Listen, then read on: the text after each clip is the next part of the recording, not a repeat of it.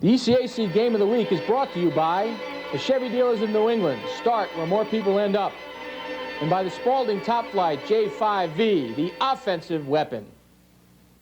From Courier Memorial Field at Plymouth State College here in Plymouth, New Hampshire, it's the ECAC Game of the Week on Sports Channel. Hi, everybody. Scott Trenchmontagne, along with Dave Long, and we've got a great matchup for you today on the ECAC Game of the Week. We've got the Plymouth State Panthers at 4-0 against the Maine Maritime Mariners coming in at 3-1. And Dave, the Mariners have had Plymouth State's number the last 3 times. Yeah, it's interesting. Throughout the 80s, Plymouth State pretty much had Maine Maritime's number, although there have been some very good games. But in the last couple of years, Maritime has kind of turned it around, and they're doing it with a total team effort. But they've had 2 great running backs. Kirk Matthews, who was a player who almost challenged, he got hurt at the end of the year last year, challenged Joe Dudek's all-time record for yardage in Division III in New England. And then he's followed up by Rob Marchitello, who steps in when he's hurt. Marchitello has played 11 games as a starter. 8 of them times he's gone over 200 yards. Yeah, Marchitello averaging over 170 yards per game on the ground. On the other side of the ball, though, the Plymouth State defense is very good against the run. This is really a classic matchup between a team that has a great runner, as you say, averaging over 170 yards a game. The Plymouth defense gives up less total yards per game on average than Marchitello gains. And the Plymouth defense is led by their linebackers, all of whom are going to be keyed on Marchitello. So I think it's a really interesting matchup with the linebackers who are 1, 2, 3 in tackles on the team going against maybe the best runner in the country in Division III. Now, Plymouth State has a couple of real fine runners as well. Matter of fact, they've got a whole bunch of good runners, but their 2 tailback tandem is what's really deadly for them. David Bowman, Sean Redburn, those guys are averaging together almost 200 yards a game, probably in the 180s a game. So they give them just as much of a ground presence as Marchitello does. They just do it a little bit different way. Marchitello does, in many cases, you'd think that maybe Marchitello might run out of steam, but the last time we did a game, he had over 50 carries, and he was just as strong at the end of the game. So, there's the classic offense-defense matchup, but we've also got a very good running game on the part of Plymouth and a very good running game on the part of Maine Maritime. Plymouth State, of course, can do it through the air. We saw it a couple weeks ago. Joel Perry, the quarterback, likes to go to R.J. Letendre most of the time, and it's a potent combination. And R.J. had a great game the last time we were here with UMass Lowell 2 weeks ago. But that passing game all works off their running game. They like to do a lot of play action. When you have a running game that's getting nearly 200 yards a game and you have the ability to pass, you've got to focus on one thing. You've got to stop the run first. And I think that gives guys, some room, Dalton, Letendre, room to get deep on the secondary, and Perry can deliver the ball. Plymouth State Panthers, they're 4-0. The Mariners from Maine Maritime, 3-1. We'll be back with the opening kickoff after this.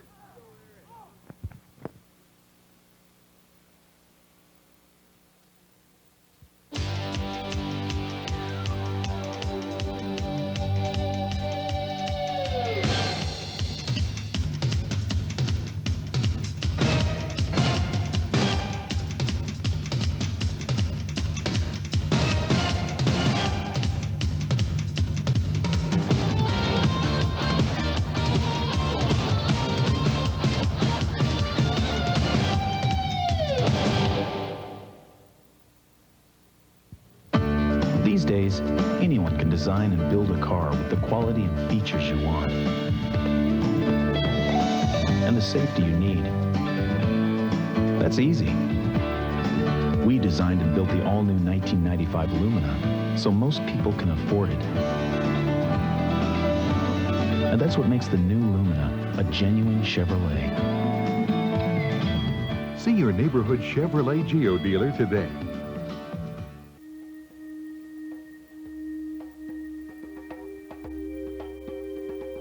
With Business First, you get first-class service at a business-class fare. Continental. It's more airline for your money. College football on Sports Channel is brought to you by GMAC Smart Lease. Want low monthly payments on a new GM vehicle? Call 1-800-32-SMART.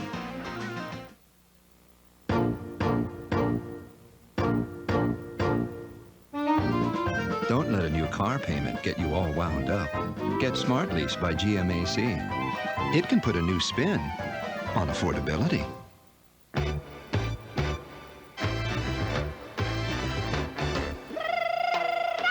Don't let a new truck payment stretch you to the limit. Get Smart Lease by GMAC. It keeps new vehicles well within reach. All set for action here at Charles L. Courier Memorial Field at Plymouth State College. And Well, I don't know what it is, Dave, but we haven't had a bad day yet when it comes to the ECAC Game of the Week. This is beautiful. This is absolutely beautiful. Here we are. Kind of makes you understand why people go to school up here. We're in the foothills of the White Mountain. There's a look at our officials for the day. But it couldn't be a better day. Foliage is just probably 3 or 4 days past peak, but it's beautiful. Plymouth State will open the game receiving the football. The one thing that we really haven't had is a heart thumper right down to the end. We've had some good games, several good games here in the ECAC Game of the Week, but we haven't had one that's gone down to the last drive. Last year, these two teams played 14-13. Maine Maritime got out of here with a win. So maybe we're going to do this. As I mentioned a little earlier, that this is really the first real big test for Plymouth in terms of a team that comes in with playing well, a big reputation, and a big guy to stop. So it's, this is a game for post, on the hopes to get into postseason play, either the ECAC or the NCAAs. David McQuilkin kicking away for the Mariners. Back to return, R.J. Latendre and Michael Demmons, who was the ECAC Defensive Player of the Week last week. And this one's going to Demmons at his 20. Demmons looking for some blockers. Up over the 40, Michael Demmons. He's at midfield. He's going all the way.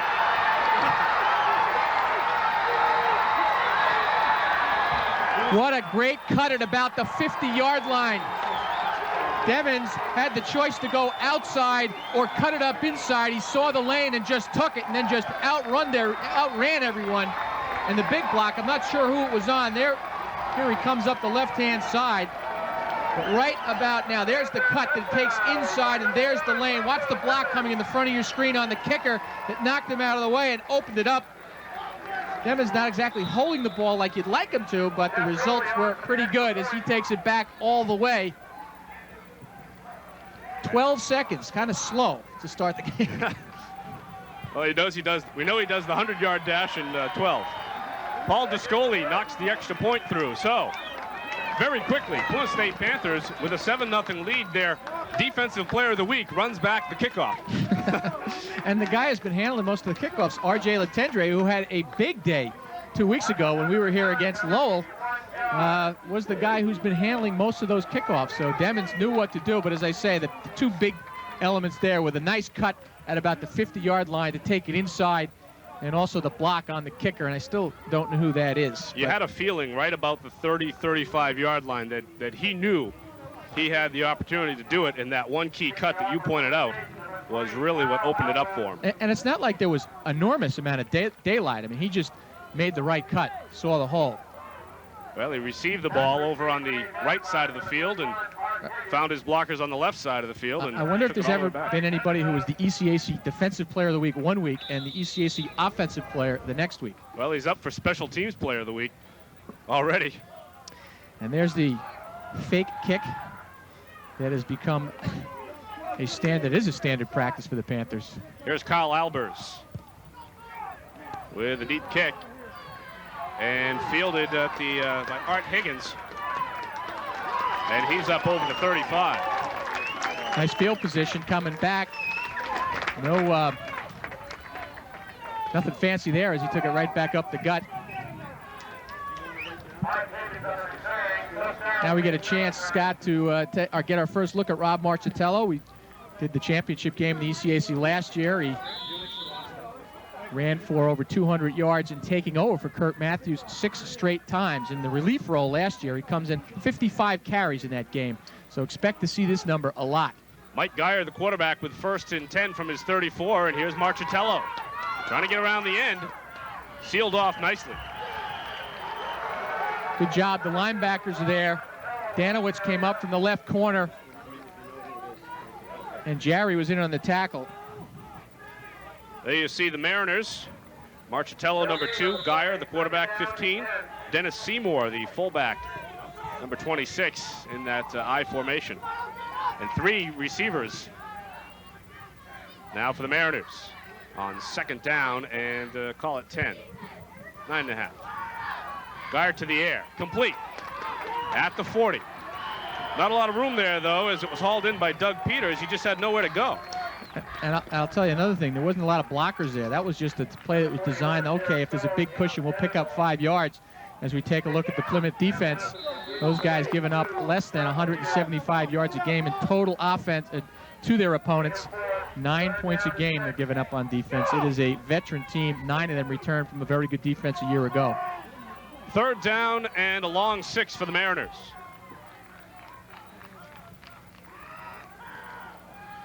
Geyer rolling. Little pressure. Dumps it off. Complete at the 42, but Plymouth State prevents the first down. Pendergrass hauled it in, but he needed to get 3 yards, and he didn't. Nice job by open field tackle by Danowitz, who came up from the left-hand side. The cushion was there. He needed about 4 yards, and for a second it looked like he was going to be able to spin away. But watch Danowitz, 41, come into the picture. If we get a shot of it, there he is, and it's a difficult. It looked like he had a little room there, and then he just wraps him up and takes him down. Richard Letourneau punting for the Mariners, and it's a great punt. Super punt. Fielded back at the 20-yard line. And taken down hard is Andy Levine. He didn't have a lot of opportunity to turn that one back. Tell you what, that was kind of like that quick pass to Seymour out on the second down play in the last series. He was there all by himself. There were about 8 white shirts, and he got tackled by every one of them. But that's that breed of punt returner. They thrive on that kind of thing. Here's our first look at the Plymouth State Panther offense. Perry, the quarterback, R.J. Latondre, the dangerous wide receiver. Jack Dalton, also very capable hands. Bowman in the backfield with Hutchins, and you'll see a lot of Sean Redburn at tailback as well.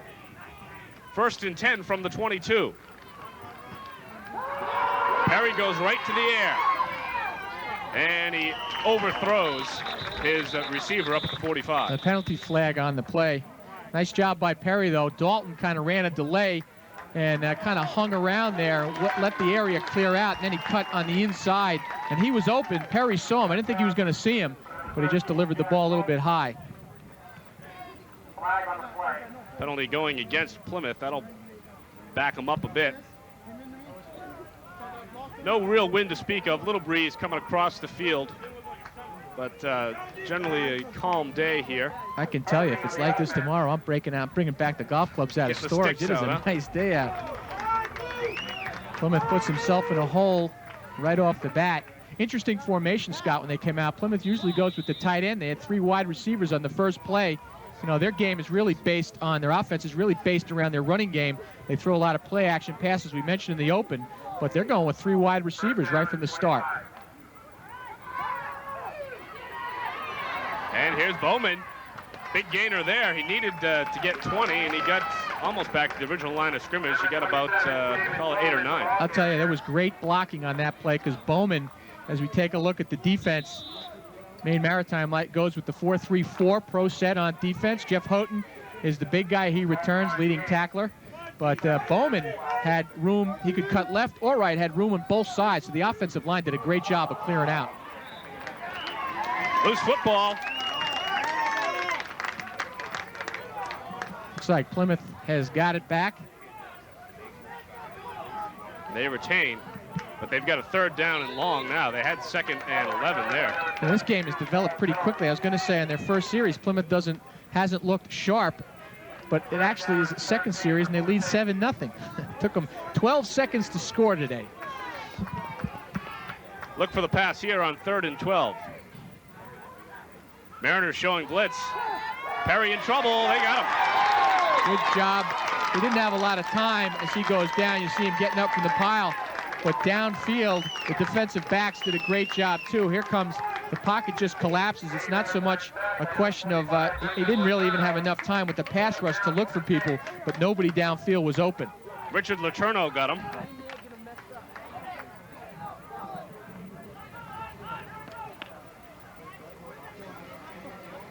Now on 4th down, they'll be punting away. Andy Jackson punting. That's going to be a tough one to handle. And the Mariners won't even attempt. Gets a decent Plymouth roll, and it's down at the 38. Still a pretty good field position. Jason Cast for the Mariners opted to just let it down itself. That was a knuckleball. No way he was going to go near catching that. That was floating in 3 or 4 different directions. Plymouth comes out in the defensive end, looks sharp in the first series, and they also go with the 4-3-4 pro set. The linebackers are the guys who are racking up all the numbers. Jeff Jarry, Toby Cloutier, and Colby Compton. 1, 2, 3 in tackles for the Panthers. 1st and 10 from the 38.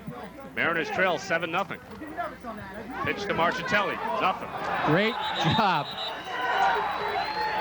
on the linebacker, number 44, Jeff Jarry. Jason Friedman, I'm sorry, did the just pushed the right tackle back into the play and ran it to Marchitello, who was trying to cut it up because Colby Compton had forced it inside. Actually lost 3 on the play, so 2nd and 13. And 3 receivers for Geyer.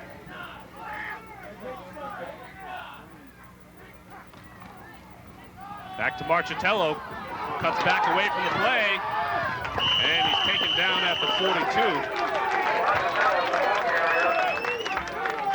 Good job, misdirection. They had influenced the Panther defense. Everybody was going to the right, and then he cuts back and beats Compton right there with good quickness. And there's Levine, the only guy there to take it down. Pretty good open field tackle. Think about Marchitello. He's not a threat. He's not one of those guys that you expect as a threat to take it 80 yards anytime he touches the ball. He just grinds and grinds and grinds. And sooner or later, you look up, he's just getting 5 yards a pop. 3rd and 5. There's the first down. Now a loose ball. It's out of bounds. So they had the first down. The ball was jarred loose, and then it squirted out of bounds about 3 yards short. They like to go in the roll, and they just drop the ball into the open area where the linebackers dropped out. They were on man-to-man coverage. Watch the helmet right on the ball, sends it back. That's about as clean a fumble as you'll see as he comes up and boom, helmet right on the ball. And hey, where's the ball? Says Johnson, tight end. So Johnson had the first down, but then they lost it on the fumble, and they've got a punt. Got to wrap that ball up. Tough break for the Mariners there. That's a heck of a punt from the turnover. Levine says no way. And fortunately for Plymouth, it bounced into the end zone. I say too good.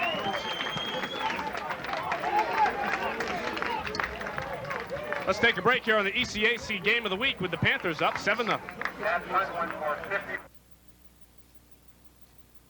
The Caribbean, Europe, the Far East. Most students can only dream about these distant regions. At Maine Maritime Academy, however, foreign travel is a normal part of undergraduate life. Many students at Maine Maritime are preparing to become officers in the U.S. Merchant Marine. They belong to the Regiment of Midshipmen, an organization run by and for students. Not all graduates go to sea. Power engineering technology majors, for example, will operate generating plants in paper mills and nuclear power stations. The ocean studies major leads to careers in aquaculture, environmental protection, and related fields, while students in marina management and small vessel operations will work in the pleasure boat industry. Faculty members at Maine Maritime are drawn from the academic world and from the shipping and engineering professions. They are dedicated to teaching and to helping students reach their educational and career goals.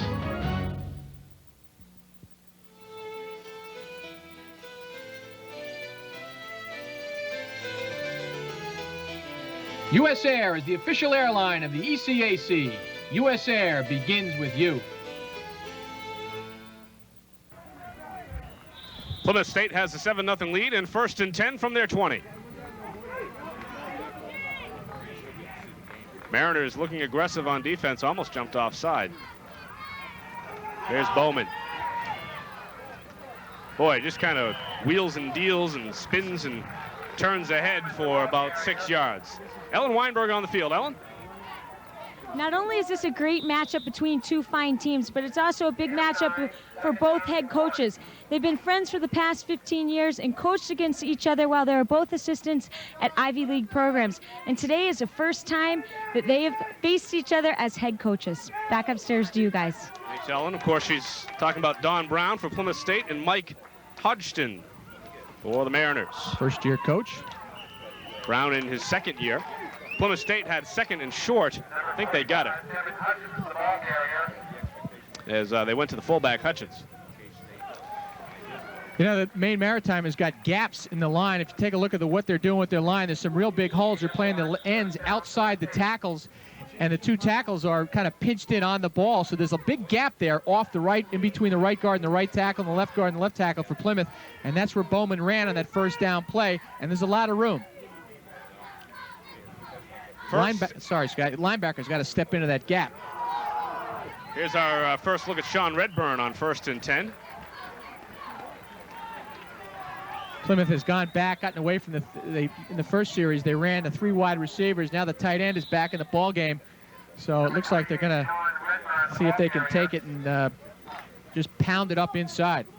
Redburn picked up 6, so 2nd and 4.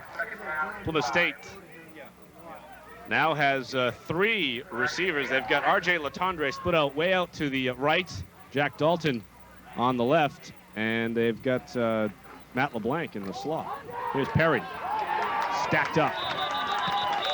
Kind of an interesting call in a situation like that. There was no fullback in the block. That was a single block set. It was going to be, as you take a look at it from the back, from the end zone, Perry decides to turn it up. It was just a 2-man option with no lead blocker, so there's nobody in that kind of a formation to occupy the first linebacker, whose responsibility is the fullback going through. So it kind of left Perry a little bit naked, and he picked up no yards as a result. No gain on the play, so 3rd and 4. Now Plymouth has 4 receivers lined up. And Perry in a quick drop, and he just overthrows Matt LeBlanc, who had found a seam. Tell you though, there were 7 guys in the defensive coverage in the secondary for Maine Maritime. They were in the zone. The only way that ball would have been completed would have been if it was absolutely perfect. It was also a little bit off. You know, if it was a little bit to the right, it would have been picked off for sure by Houghton, who was right there. Perry is the leading passer in the Freedom Football Conference. He's got a quarterback rating of 160.5, and he completes 53.5% of all his passes. Hasn't been very sharp today. Punt fielded at the 25-yard line, and on the run back now is Jason Cast. Loses the football. Fortunately for the Mariners, it skirts out of bounds. They've got good field position again. Andy Levine with the big tackle in the open field, but it was a nice job. I thought Maritime, here comes the replay. It looked the clip coming out of the right-hand side. It looked like a clip, a block from behind, but no call as Cass gets around the corner. And then Levine is the guy, he's the only guy in the area. And there is the fumble, but Levine slows him up. Well, they actually picked up about 3-4 yards on the fumble. Seymour is the guy, Dennis Seymour, that I thought had the clip coming out of the where he caught the ball. Mariners right at midfield. Their own 47 on 1st and 10, Marchitelli. And he's up into Plymouth State territory. Marchitello, that's their favorite side to go. They ran it to the right. They just go right over the right tackle and just try and let him pound away, run a number of yards, and sooner or later, you know, he's going to pick up 3 or 4, then it's going to be 5 as the defense starts to wear down. He gets stronger as he goes along. Marchitello out of Kirkland, Quebec.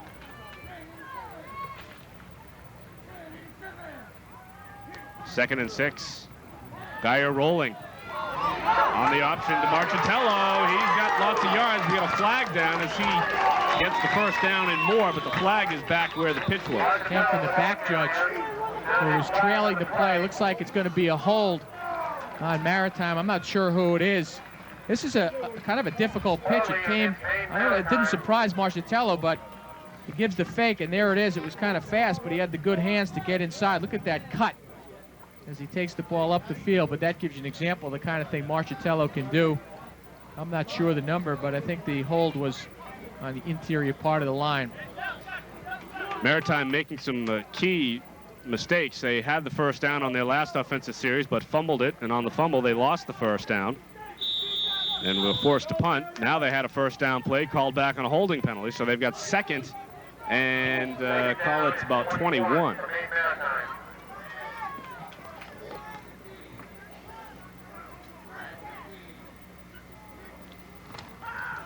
Marchitello looking for room. Doesn't have it. Look at that gang tackle. 6 guys in on the tackle. Take your pick. Who you want to say was in there on the tackle? John Morley, Jason Friedman on the left side. Jeff Larry, I think, got in there as well. They all got him. There's Jerry, Morley.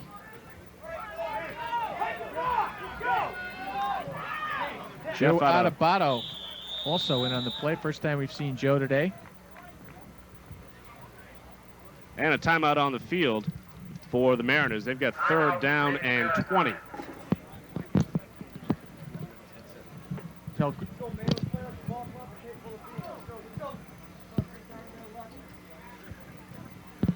And Maritime really has been out of sync. They've called the timeout here to try and get their heads together. They haven't really done anything consistently yet in this first quarter offensively.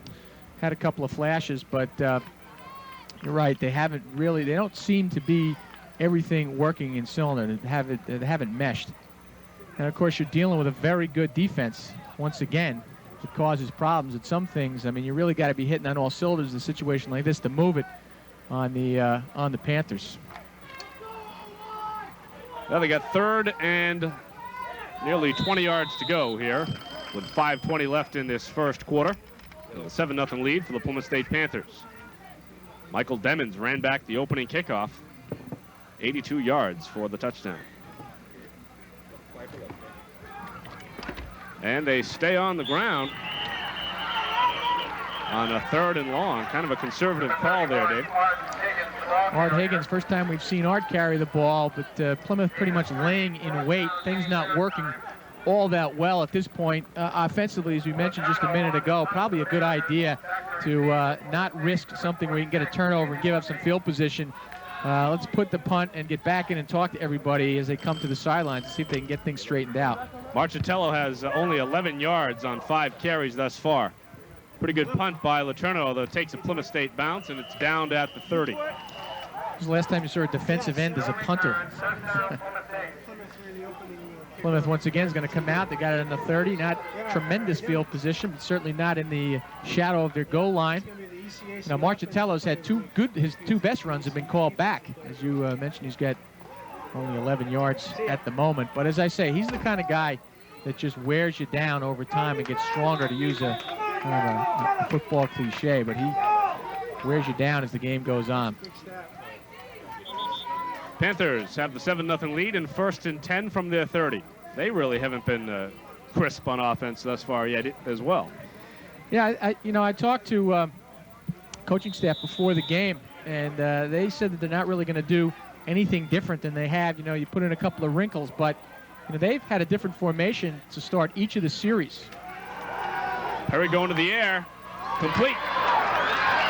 And he hits his big tight end, Brian Doyle, for a big gainer. And his big tight end took a big hit from Jason Cast. Take a look at it on the replay. Just a nice job by Perry to see the open man. Or just they're in a zone coverage. He just curls into the seam. There he is. Boom, Cast on the big hit. He goes down. But he was open, and Perry, that's the best pass Perry's thrown so far. Those things are timing. It's a matter of when the guy is going to get to the seam. He sees it. The quarterback's got to deliver it as soon as he gets into that open area. First down for Plymouth at their 49. Perry to throw again. Has pretty good protection. Lofts it out, and looked like he got mixed up a little bit with Letendre. Letendre curled back upfield, and Perry thought he was going to go to the sideline. I think that was a good move on the part of Perry. There were 3 white shirts around Letendre. He was not open, and I think Perry just threw it over the top to make sure he didn't throw an interception. Probably right there. Perry has shown real good poise. Part of the reason why he wrested the quarterback job away from Andy Jackson, who did a great job last year as a freshman, stepping in after some injuries to David Turner, who went out for the season. Andy came in, and I think he did a terrific job on a team that was struggling offensively early, but Joel Perry won the job, but not because Andy can't get it done. Perry rolling, finds some blockers, close to the first down. I think he's about a yard short. Hey, though, that was a good job of holding on to the football. Houghton had him wrapped up. Watch as Houghton makes the tackle out of as we look at it from the end zone. This is, he's just going to run all the way, a little bit of a fake, and then it's just nobody there. There's Redburn on your right blocking, so this was Perry running all the way. Watch the tackle. Houghton, number 35, tackles the ball, holds on, but Perry wraps up 2 arms and goes down, takes it for the first down. First down indeed from the 41 as Plymouth State now responding offensively. Quick drop. Perry lofting it over the middle to Bowman, complete. David Bowman. He's inside the 5. What a pass. Right on the numbers. Bowman circles out of the backfield and just runs right up on a straight line right off of where the tackle is. Kind of surprises the defense, which I think is in a zone. And there's Bowman splitting both guys. It's a 2-deep zone. They just don't get there. I don't think they expected the running back to be the guy who went on the deep pattern. And Bowman, nice hands coming out of the backfield. Bowman all the way down to the 1, so first and goal for the Panthers. Redburn, touchdown. There it is. He comes in and cleans up. Bowman makes the big play. He's tired, and they bring in Redburn, who comes in and scores the touchdown. Take a look. Just power blocking straight ahead. Look at that. They're pushing Maine right back into the end zone. Great job by the left-hand side of that Plymouth offensive line. That's Redburn's 3rd touchdown on the season. Bowman has 5. Hey, Bowman, we'll have to, next offensive series. Bowman, when he runs, reminds me of Jimmy Brown in terms of the way his legs move. He just looks like him. He's got a low shuffle. Feet don't come up off the ground very high. And he just kind of lopes along, gets the job done. Extra point up and good from Paul Descoli.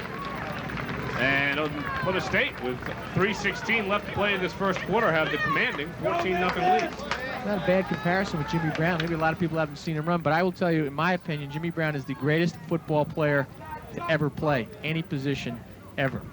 Pretty darn good lacrosse player as well. Played basketball at Syracuse too. Bet he did.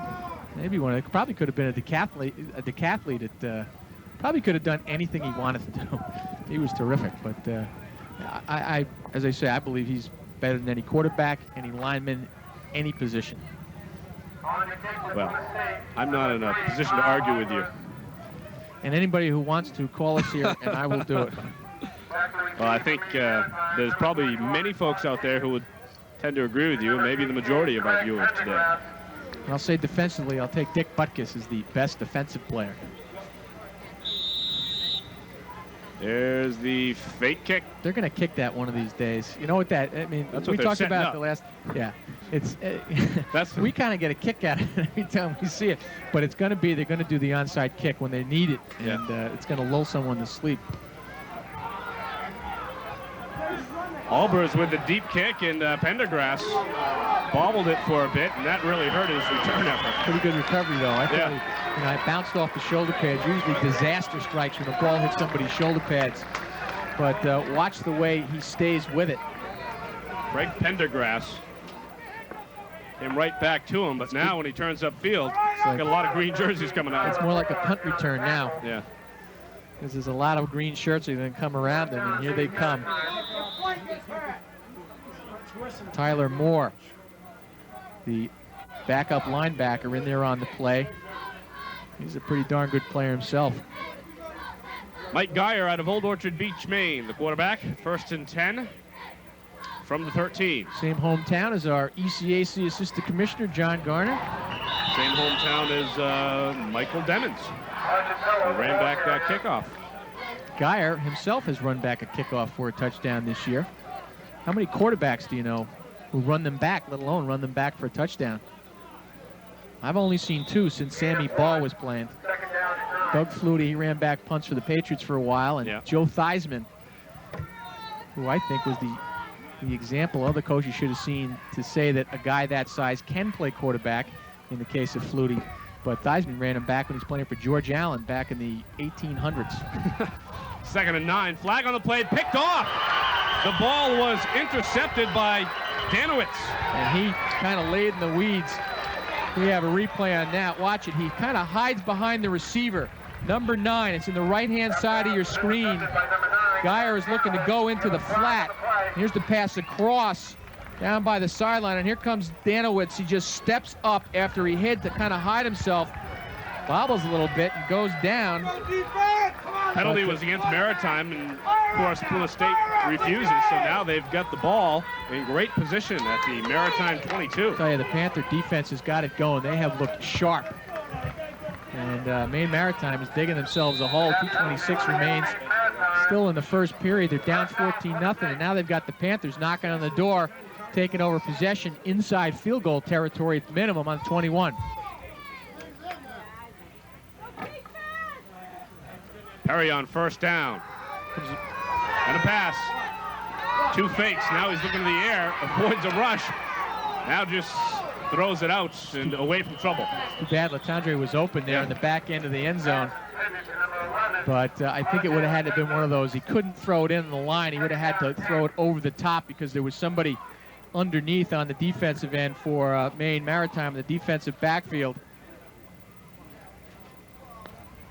It was Matthew Myatt, number 5, who was in it looks like, I don't know if he's in on the nickel package, but he generally, that's when he comes in the ballgame. We got a flag, ineligible receiver downfield, and you see that sometimes when your quarterback is scrambling for 5-10 seconds. But we saw that. Was that the play we saw a lot the last time? We saw 3 of those in the first half against Plymouth State last time we were here a couple weeks ago. And they weren't occurring on scrambles. They would just drop back passes, so it was kind of an odd situation. That time Perry scrambled around, did a nice job to avoid the first part of that rush and stay on his feet. Just a 5-yard penalty, so first and 15 now. Mike Ronner in at fullback, and Bowman gets the call. A lot of room. Lots of flags as Bowman turns it around the corner. Bowman into the end zone. Let's sort out these penalty flags. There's a lot of laundry on the field, but I got to think that was on the right-hand side on the defensive end who jumped before the play. As they're kind of looks like they're trying to anticipate Perry's count and kind of get the half-second count to jump in. So I think that's going to be called against Maine. Bowman with a 27-yard touchdown run. And the wheels are falling off. Watch it. It would be on the penalty on the right-hand side of your screen, but they're going left with Bowman just to power him. Look at the size of that hole. And then Bowman finds the lane himself. A lot of good cuts so far early in the game. And then it's a foot race, and he beats Cast and makes the last-second dive at the goal line. But once again, what a job by the offensive line. They are just ripping holes in the defense of Maine Maritime's defensive line.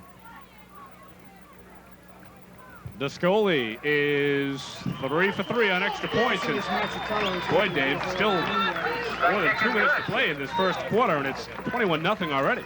And the coaching staff has got to figure out what they're going to do. You know, the big damaging problem, other than the fact that you got to come back from 21 points down, is the fact that what does it do to your game plan? This is a team that only passes 10 times a game, and they're built on their running game and ball control. And right now, I don't think they have to go away from it. They have got to get a score, and they have got to take the ball down the field. But they could come back and score 21 points in 3 quarters of play. They still got a little bit more than 3 quarters of play, so they don't have to change the game plan yet. But what they have to do is they have to execute, and they've got to deliver something on the offensive end based around their game plan. Yeah, time for a score here for Maritime. They just had a team meeting with Mike Hodgson, the head coach. Taking off from Plymouth State, number 3, Kyle Albers. And the 21-0 lead for Plymouth looks awfully good here with 2:08 left in the first quarter. At the moment, this game is not living up to the expectation that we had, everybody had given it coming in here. ECAC Division III Northeast champ a year ago, Maine Maritime, comes in at 3-1. Plymouth State comes in at 4-0, and things were expected to be a pretty close game. And that kickoff gets away from Matt Herbst. Well, he's in trouble now, and things go from bad to worse for the Mariners. And that was a great kick. I mean, that was almost like a chip shot, trying to place it right on the green where you want. Herbst didn't really have a lot of chance here to get the balls. It comes down, it bounces away from him. What are you going to do? It's not like he made a mistake. It just took one of those bounces, and he does the good job. And now when you're running after the ball in a situation like this, you're wondering to yourself, should I try and let it go into the end zone? But that's dangerous territory to let a ball bounce around like that. Yeah. And he did the right thing. I think he made the right decision. It just... And got him up to about the 8-yard line, so he took it up 7 yards, gave him a little bit of room. Another Old Orchard Beach native, Rob Marchitello now, up through the gap, and we got flags after the play. I think we're going to get a hit piling on, as Marchitello was down on the ground for quite some time, and then the flags went up. Generally, that's what happens But if that play is evidence, they're not going to go away from they're not going to panic and go away from the game plan because they ran it right out over center, try to pick up the yards with Marchitello on a play that generally is what they run. You got the call right, so tack on another 15 on the personal foul for the Mariners. That pulls them out of the immediate danger of starting from inside their 10. You know, it might be time to run a play to loosen up that defense because obviously Plymouth is expecting that run on every time. They're keying right on Marchitello. Maybe something that might, first down pass, it might divert attention. That's a safe pass. Here goes Marchitello off left tackle. They gotta just change it up a little bit because he hasn't had a lot of running room. And he didn't have much that time either. And I'm not suggesting that they go away from what their game plan is, which is to control the ball. I'm talking about a ball control type of pass that just might be to the outside, that might just loosen things up a little bit now and then, where the cornerbacks and the linebackers have to be aware that they can pick up 5 or 6 yards on first down on passes to stretch the field a little bit, give Rob a little bit more running room. Flags on the hike. Flag on the play.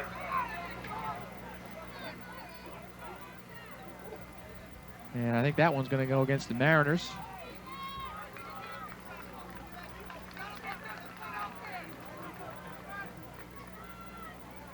And a lot of flags here in the first half. A penalty-ridden first quarter for the Mariners, and also other mistakes that they've made. The fumble that took them out of first down range. Of course, the interception by Danowitz on Geyer was the big blow. Well, now you know why coaches continually talk about turnovers. You know, 1 or 2, that edge, that's what they shoot for in the edge because it almost always gives you field position. And in this case, it's given Plymouth the ball on the 21-yard line. And as you say, it prevented a first down, which they had. 2nd and 12, Geyer on the keeper. Ooh, he takes a big hit at the 30. Nice job by Geyer. Looked like it was going to be a pass as he dropped back, but I think it was a sweep the whole way. As then he just put it under his arm after the drop back and ran around the left-hand side. Little lane on that left-hand side of the Mariners line. Don Tappan who leveled that hit. Yeah, you give those big linemen about 5 steps, which Tappan had there to size up the quarterback, who's kind of measured him and just delivered the hit. Those things hurt, I'll tell you. Tappan 6'2", 268. Linemen don't get that opportunity to make tackles like that, to get on the full speed when they really can get it rolling. So they like, they get their chance. They're not going to miss it. 3rd and 5, more whistles. 25-second clock, I think, went down. Actually, the quarter clock ran down. So that's the end of the first quarter here at Plymouth State College, with the Panthers well in command, 21-0. At the end of 1 quarter of play, it's Plymouth State. Nestled in the foothills of the White Mountains, Plymouth State College is a multi-purpose coeducational institution dedicated to providing students with an outstanding educational experience. With a full-time enrollment of about 3,000 students, Plymouth State College is one of 4 member institutions of the University System of New Hampshire. Founded in 1871 as the Plymouth Normal School, Plymouth State has a long-standing tradition of providing quality education in the areas of teacher preparation, liberal arts and sciences, and business studies. The primary goal at Plymouth State is to ensure student success. That means that Plymouth's graduates will have the skills and abilities to attain personal and professional excellence after college. How does Plymouth impart these skills and abilities? Through a general education program that guarantees that graduates will possess a basic appreciation for the arts, literature, technology, communication, and history. Through the widespread use of computers in academic instruction. Through a writing across the curriculum program in which all students, regardless of their major, learn how to write well and why it's essential to be a proficient writer. And through a caring faculty and staff that is actively involved in the learning process. At Plymouth State, the mission is to combine academics with co-curricular activities. This creates an environment for students in which scholarly achievement, maturity, personal expression, and self-confidence are produced. Plymouth students, for example, have gone on to become environmental biologists, financial managers, school teachers, professional actors and musicians, therapists, astronomers, and Navy pilots, to name just a few. From the clock tower in Rounds Hall to the 750,000 volumes in Lamson Library to the modern computer science facilities in Memorial Hall, there are constant reminders of Plymouth's past, present, and future on the White Mountain campus. With more than 50 major fields of study, Plymouth State is a place to learn and to grow, to make lifelong friends, and to chart one's future course in life. Everything's gone right for the Plymouth State Panthers in this first quarter. They've got the 21-0 lead. They opened the game by running back the kickoff 82 yards, and they really haven't looked back. And it's been downhill from there for Maine Maritime. And they're in a situation, they got to make a first down here to get some momentum. They've got 3rd and 5 from their 30. Geyer rolling, throwing, complete to Marchitello. First down. Well, close to it. We'll see. Close to it. They really depend on the spot. You know, he came out of the slot. He's on the top part of your screen on the left-hand side. They rolled to his side, but he's only about a yard or two over the line of scrimmage. He's really running parallel to the line of scrimmage. The idea is to give him the ball and see if he can make something happen. But in that case, he didn't. Jeff Jarry was there on the play, the left linebacker who just was keen on him and took him down. And Marchitello came up about a half-yard short. So Letourneau to punt, and another good punt. Boy, he's been booming them. Must be the air here. Boy, he is booming them. Levine at his 15 and cut down at the 20. What a great tackle. He just took him down right at the legs.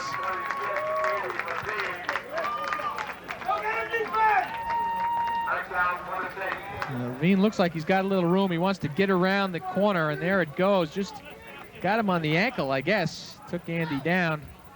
Cut the legs out from under him. 9-yard return. Plymouth State coming on with a lot of confidence into this thing. They're coming with no huddle, and they get right up to the line of scrimmage.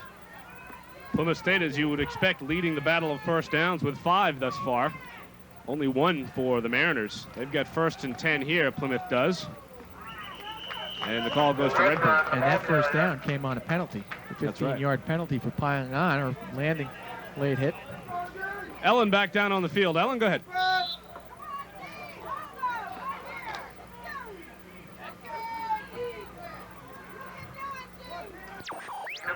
All right, couple of technical difficulties going on down the field. We'll get back to Ellen in just a moment. Right now, it's 2nd and 6.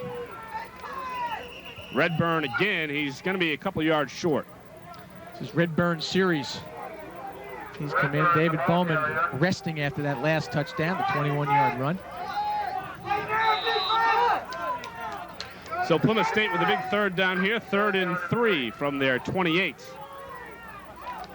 And they continue with Redburn in the tailback slot with Hutchins at fullback and 3 receivers. And we got motion. And no tight end. That's interesting on a 3rd down situation. They really, are showing formations that are more geared toward the passing game, but as we say, Plymouth generally, everything revolves around their running game, so some interesting formations. Let's go to Ellen on the field now. She's ready. Ellen?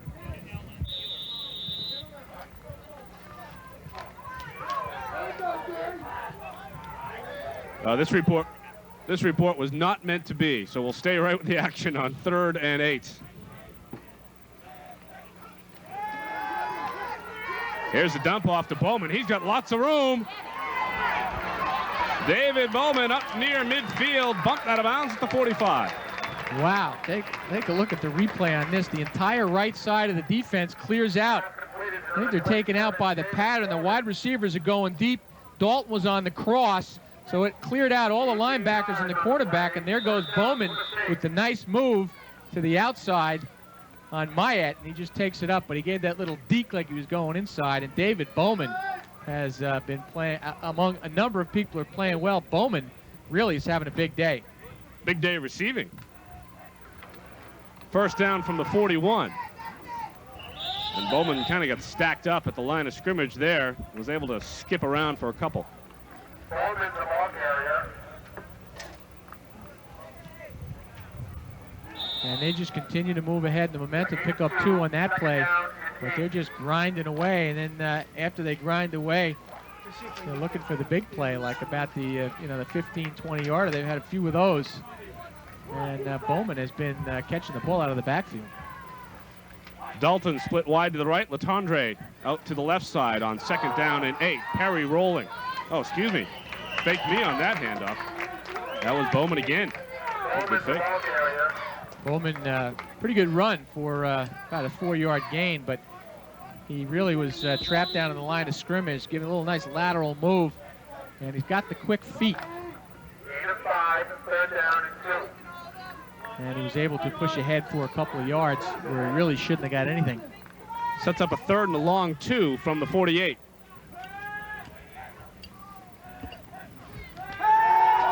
Perry, straight drop.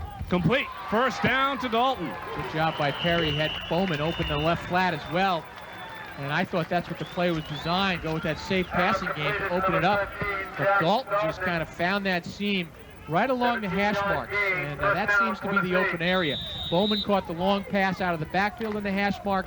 They went early in the game to Dalton and Latendre on the hash mark. They didn't connect there, but that seems to be the open area, the seam that Maine Maritime defense has given up, and they are exploiting it very well. Yeah, go get him. Jack Dalton, the senior out of Andover, Mass. And 1st and 10. Redburn in all kinds of trouble behind the line of scrimmage. Nice job. They just shot the gap. Letourneau, the defensive end, just got in there very quickly. He was in the backfield before Redburn had the ball. Redburn did a good job just to hold on to it. 10:50 to play in this 2nd quarter. Plymouth State has the 21-0 lead, but this game has kind of slowed down a bit after that 1st quarter scoring barrage from the Panthers. It's fortunate for Maine Maritime there'd be fire on the field if it got any hotter out there. Perry to throw again. Looking across the middle, Dalton. Right on that seam again. At the 20. Hey, they're doing a good job of running their patterns. That was like a cross between the two guys on the right-hand side. LeBlanc is going deep, and then Dalton kind of hides behind and then crosses over the middle right to that seam. Perry waits for him, and there he is. His white shirt's there, but they're circling him, and he just found the open area. And that's the secret sometimes. The speed is one thing, hands are one thing, but a thing that is often overlooked in evaluating a receiver is how good a job they do at finding the open areas. And Dalton, so far, has done a very good job at that. Movement on the line, draws the flags. Surprised somewhat that we haven't seen Perry go to Latendre yet today. He was the favorite receiver coming into this game. Hasn't had to. They're moving the ball so well. Usually things are set up, and then RJ takes him deep, but things have been open underneath. And the running game has gone so well that they really, sometimes, the secret weapon doesn't need, or the guy who is the trump card, they don't need to use him because all the other options are working so well. False start on Plymouth State, so 1st and 15 from their 25. Hutchins and Bowman in the backfield, but Perry going back to the air. Now he's looking for Latendre, who's bumped. No flag. I think he just tripped himself. It was a little bit of a bump, but I don't think it was. I think he just lost his balance going out there. The defender has as much right to that spot as Latendre does. But just as we were speaking about RJ, he actually was open till he fell. Neil Bolduc had him in one-on-one coverage heading toward the end zone. And the referee felt the contact was incidental, if there was any. That's why I think cornerback is maybe the most difficult spot to play in the football field, because there's so many decisions. You know, it's, do you stick with the guy? They're running very well to my side. If I don't come up to stop that run, if he gets past the line of scrimmage, we're talking at least 10 yards. Bowman's already got a 21-yarder. Here he goes again. On the pitch, David Bowman rumbles inside the 15. But if you decide to come up and cover that, then you can get beat deep like Latendre did. So the decisions have to be made split second. Let's hope 3rd time's the charm. Ellen Weinberg on the sideline. Ellen? With me, I have the athletic director for Maine Maritime, Bill Martella. Bill, tell me, your team's been very successful in the past couple of years. Last year you beat Plymouth State, and you still did not get an NCAA bid. Yeah, we were, it was unfortunate we didn't get the call. The decision was made for someone else to go to the NCAAs. We went to the ECACs. It turned out to be a very positive experience for us. We were the Northeast Championship. Game was played in Castine, and we're very happy about that. Great. Now, people don't realize how small your school is, and it's great for you guys that you can be so successful and be so small at the same time. Yeah, I think the challenge is really great for our student athletes. We have a total student body of about 680 students. We're in Castine, Maine, and with regional TV like today, I mean, it really adds to our program, and I'm sure Plymouth State's program. Great. We wish you all the luck in the future, and thanks for coming down with us. Back upstairs to you guys. Thanks, Ellen. You saw the first down pass to Dalton, so now it's 1st and goal for Plymouth State. They're knocking on the door again. Sean Redburn has some room. Oh, what a hit. Boy, he was looking for his second touchdown of the game, but he got waylaid as he got down near the 1-yard line. And he lost the ball, too, but I think it was the proverbial ground causing the fumble. I thought Redburn had it here. What he does very well is find that hole and then accelerate. And the only way that he was going to be able was cast on the big hit, knocked him out. There's the fumble. That was not the ground knocking the ball out of his hands. That would have been a touchdown, but or at least it didn't look like it to me. But Redburn took the big hit. It was like that hit in the Patriot game when Kevin Turner tried to jump over the line, and the guy from the Raiders last week just stuck him right up, hit him head on, and just knocked him back. 2nd and goal. The hit on Turner goes to the second best hit of the week. Bowman. He's in the end zone, but we got flags. We're going to get holding. That one came from the back, right in the area of where the blocking was to open up that hole as Bowman cut inside. Bill Matola, by the way, is right. It is that was a great game last year when we went up to Castine to do the championship game. And I would love to see what it looks like on a day like this in Castine because the field is set right down. I kept thinking it was a lake. You can tell I'm from the this big. I'm going, man, that's a big lake, but it's set on the Atlantic Ocean. It's just beautiful in that area, and on a day like this, it would just be gorgeous there as well. That's like Oil Can Boyd going to Cleveland and saying they're right on the ocean. That's right. That's what they call me, the Oil Can Boyd of color football announcers. That was brain lock. You'd think a kid from New York would know what the ocean looks like when he sees it, but I guess I've been up in this part of the country when there's I've never seen mountains around the ocean like there is in Castine. It's just, as I say, a picture postcard type of place. 2nd down and 12. Here's Latondre. Got most of the yards back. He's down near the 1 or 2 yard line. Once again, nice job by RJ. Good patience on the part of Perry. RJ is in the right-hand part of your screen. He's just kind of waiting around.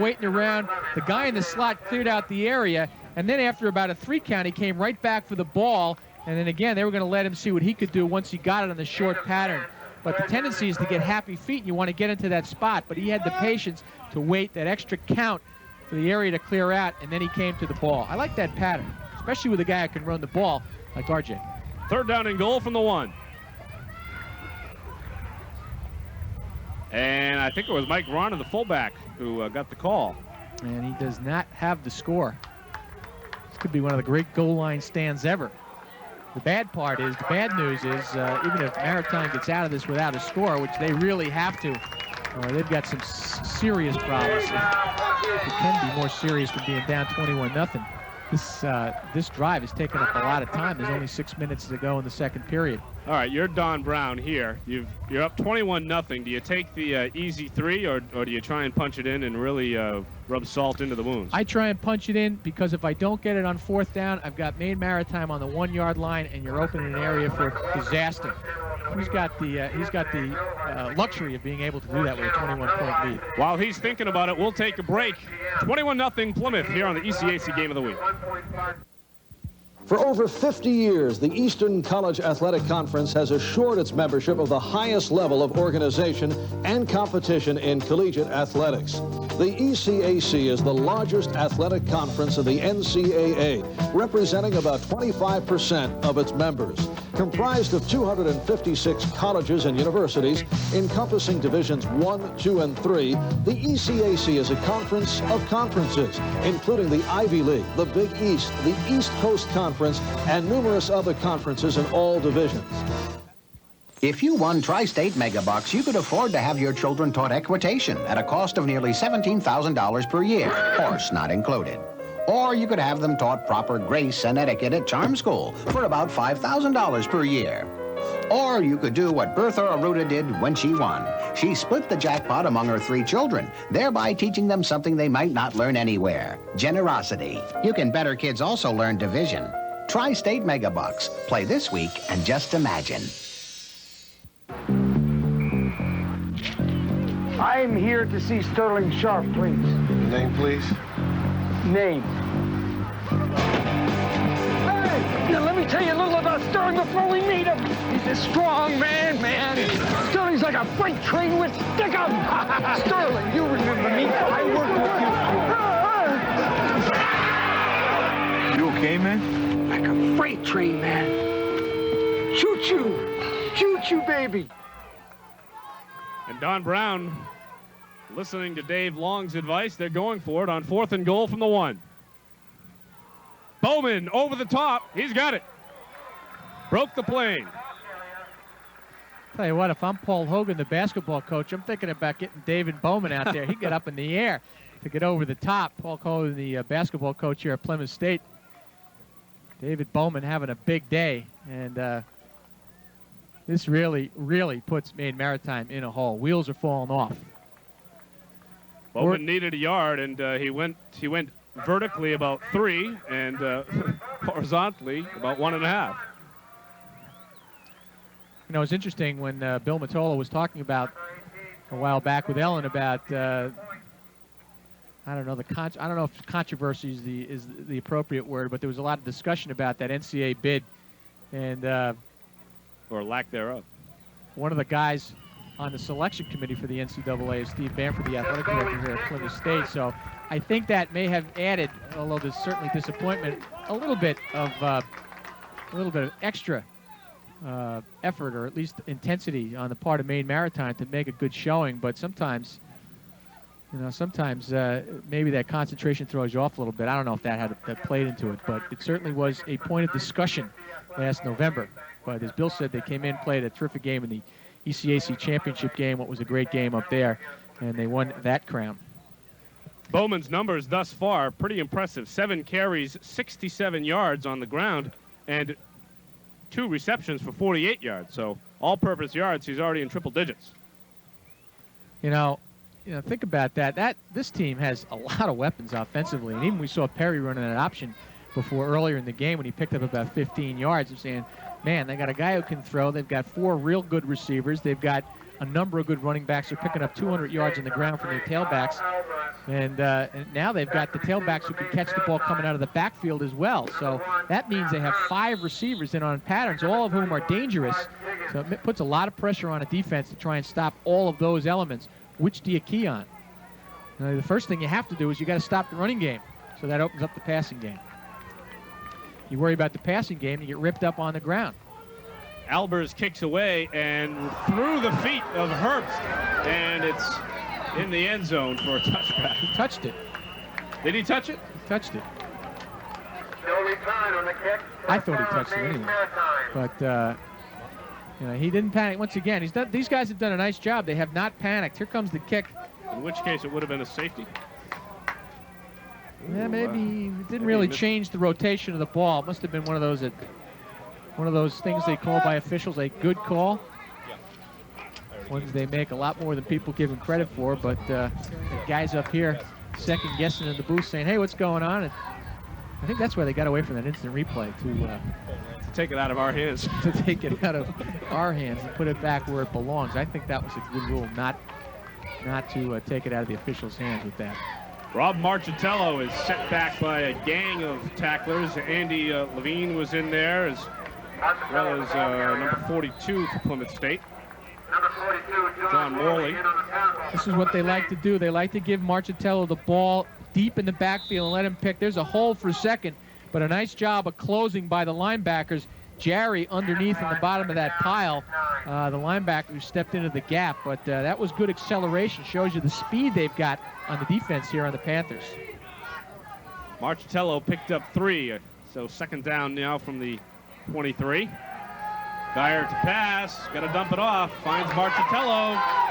He's on the sideline, and he should have the first down as he's bumped out of bounds about the 31. Kind of a Dennis Damon was the only guy there, the left tackle, and it was a screen, but there was the only lineman there, as I say, was Damon. And once again, they're giving Marchitello the ball. This is a safe pass. They're going to give Marchitello the ball and let him see what he can do with it in a different area where they're not used to seeing him. And actually, there's a nice open field tackle by Cloutier, came in close, but that was after Marchitello got the first down.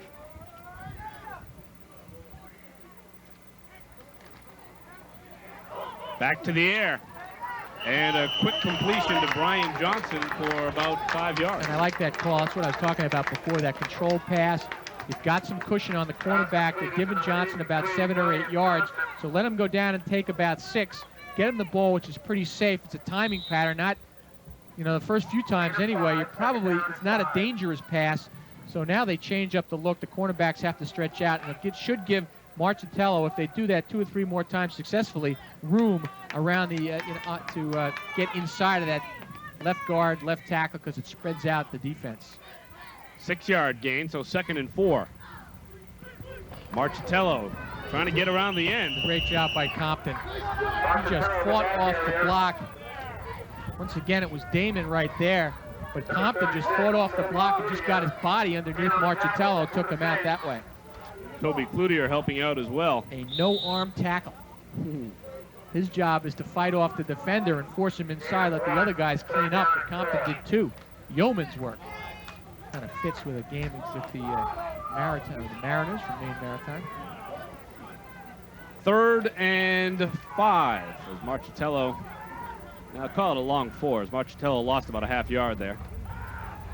Geyer rolling, has time, now dumps it off.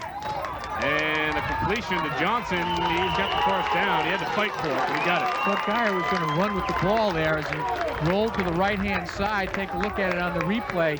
He's got the option, and I think he has the room. He goes to the left as he goes in the drop back, but it's a straight roll, or a fake roll, I mean.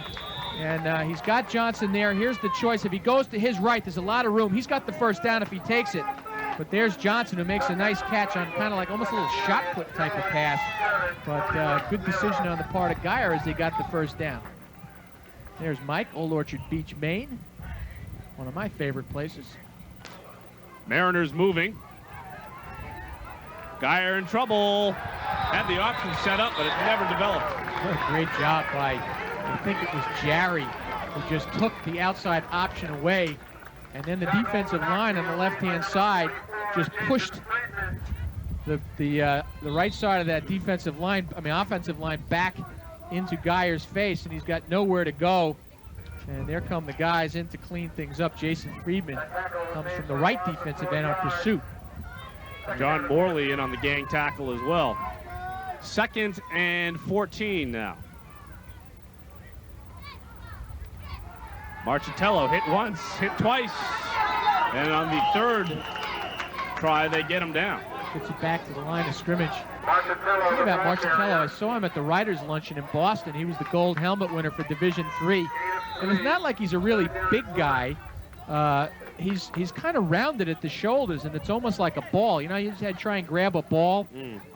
When it's in water, it kind of goes away because you can't get a good handle on it. In a way, he's like that. People just bounce off of him, seem like they have a tough time wrapping him up, and his legs keep going, and he's a strong guy, and that's why he picks up those extra yards and the extra effort. Listed at 5'10", 195. Geyer has the completion to Art Higgins, and Higgins has the first down. Kind of hesitated. That hole was there waiting for him. He was going to go to the outside. Last minute inside to cut it up. Nice job, well executed. They go with the screen. This time, the last screen they ran, only one lineman went out there. This time, everybody's there. I think the only guy who isn't there is the president of Maine Maritime, because there go the offensive linemen. They've got the big wall. Now he can go right.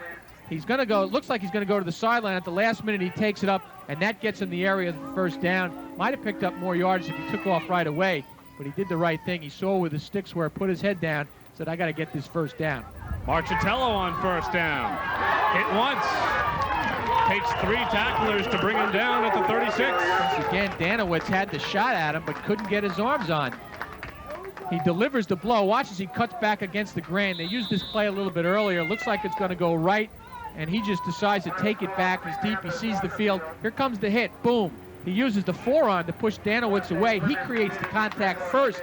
That way he delivers the blow instead of the defender. Makes it a lot tougher to wrap somebody up when you're defending yourself, and he pushes it ahead for a couple of more yards, picks up 7 on the play. Mariners moving the football impressively. Uh-oh. Good play by Johnson. He saved the touchdown. Nearly intercepted by Andy Levine, who was like the wolf waiting. You can't throw a pass. If you see the way he passes the ball, it's almost like that shot put again. There was somebody underneath, so he tried to loop it, but you can't loop it when you're going to the sideline, only about 10 yards away. And it gives, in that case, Levine had about a 4-step run to get in there and take the ball away. But Johnson knew he was in trouble right from the start and became a defensive back and just broke up the play. Cornerbacks start to salivating when they see that lofted up like that, just floating in the air toward the sideline. Big third down here for Geyer. Got to zip that one in. Rolling out, now stops, looking for somebody. In and out of the hands of Doug Peters. That would have been a first down. Coulda, woulda, shoulda. That one should have been caught. Geyer did a nice job of looking for a secondary receiver because the first 2 options, I think, were shut down, and he hung around for it to deliver the pass. Got it right there, but Peters didn't hold on. Big 4th down decision here for the Mariners. They've got 4th and 3 from the 36, and they're going to go for it. Yeah, they got to go for it. This is the best drive they've had so far. They got to keep this momentum going, and they got to put some points on the board. Besides, only 40 seconds to go here in the end of the period. Geyer rolling. Going to run for it. He didn't get it. Plymouth State came up and met him. Ellen Weinberg on the field. Ellen? With me, I have Andy Medore of Fred Medore Chevrolet. The Chevy dealers of New England have a great relationship with ECAC. We sure do. Anytime that the Chevy dealers of New England and the local dealers can tie in with such a fantastic, positive program that the ECAC puts together, we'll jump at that opportunity.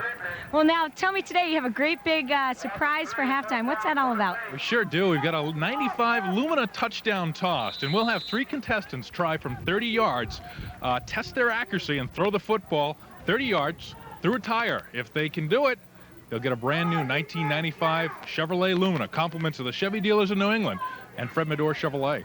Wow, that sounds exciting. You sure you don't want a 4th contestant? I threw a little football when I was growing up. Well, hey, why not? We'll try you. Okay, great. We look forward to seeing the halftime show and back upstairs to you guys. I'll tell you right now, I'm there. I'm ripping the headsets off. 30 yards through a tire? I can do it. I know I can. I bet you can. Through a tire? Oh, no. I thought it was the same target as last time we were here.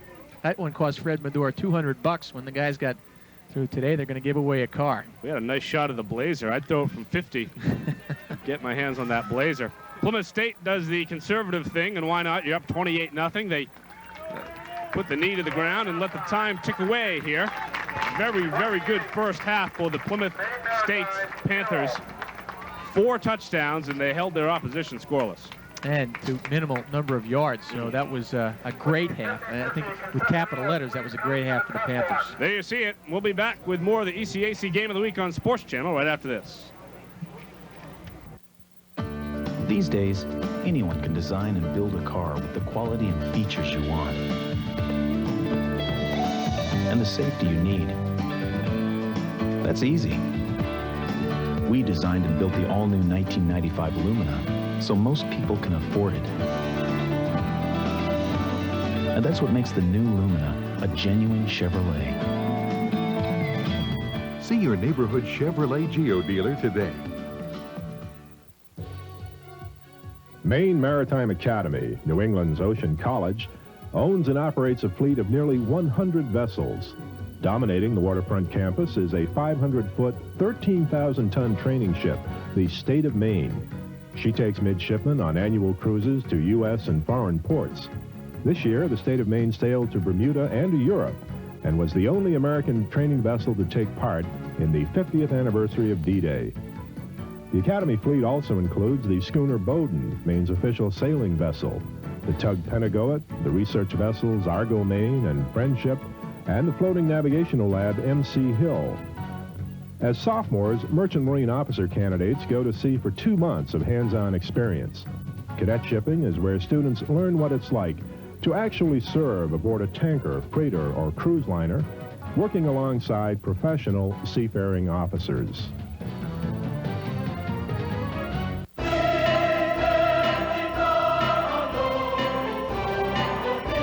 Don't let a new car payment be a financial burden. Get Smart Lease by GMAC. It just might give you something you wouldn't mind carrying around.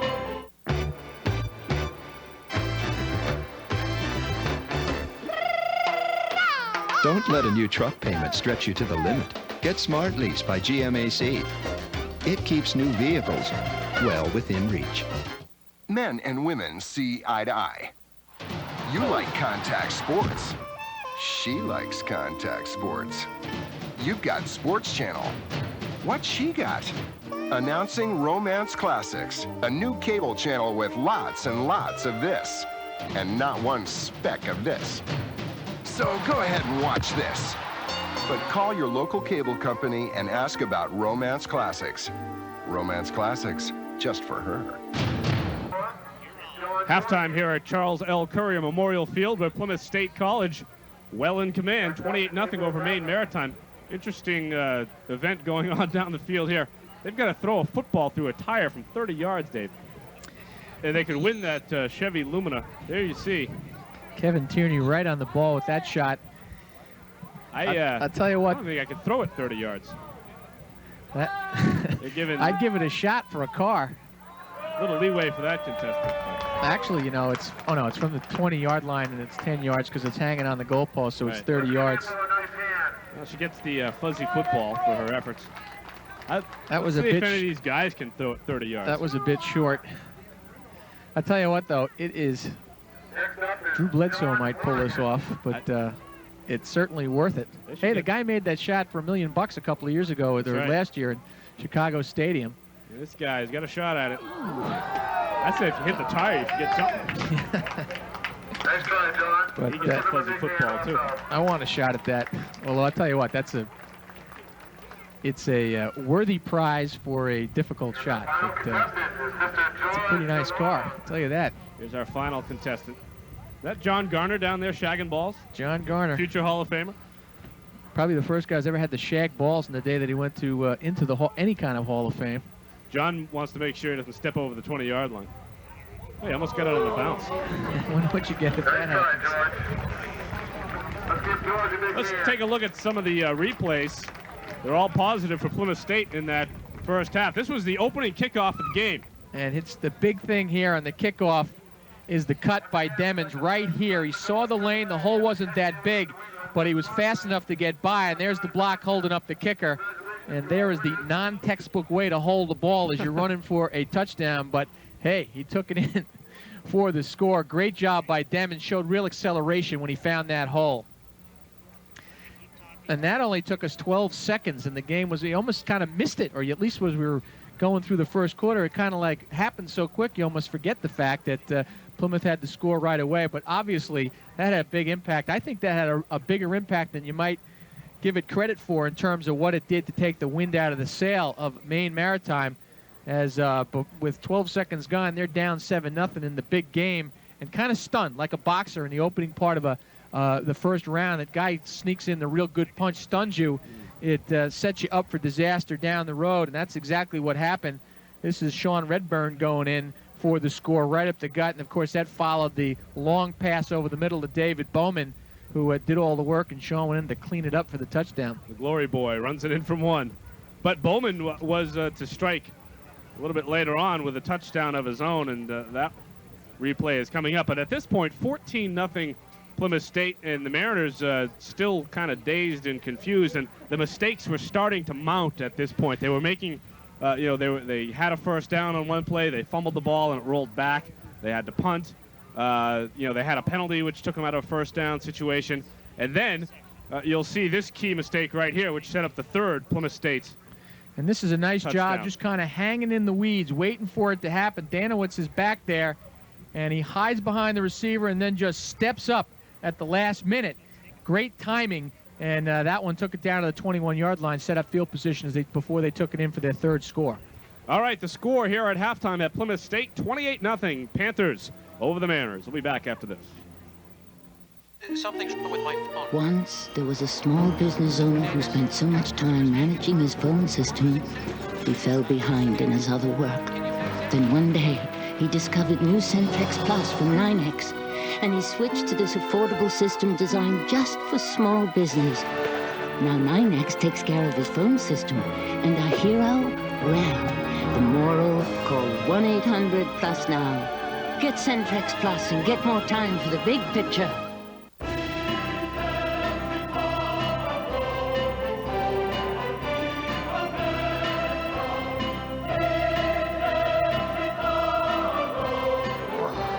Don't let a new car payment be a financial burden. Get Smart Lease by GMAC. It's an affordable way to drive off with a new GM vehicle. And it might even give you something you wouldn't mind carrying around.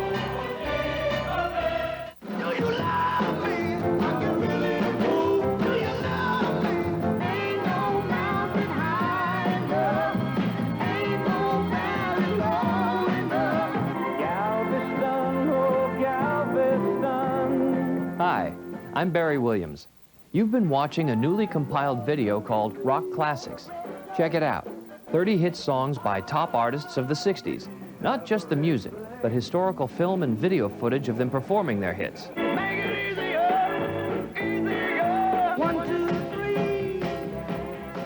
Order this video and enjoy a journey through some of the best music of the 60s. Hosted by yours truly. Use your credit card and call 1-800-544-1818. That's 1-800-544-1818. Or send check or money order for $19.95 plus $3.50 shipping and handling to Rock Classics, P.O. Box 2648, Grand Central Station, New York, New York.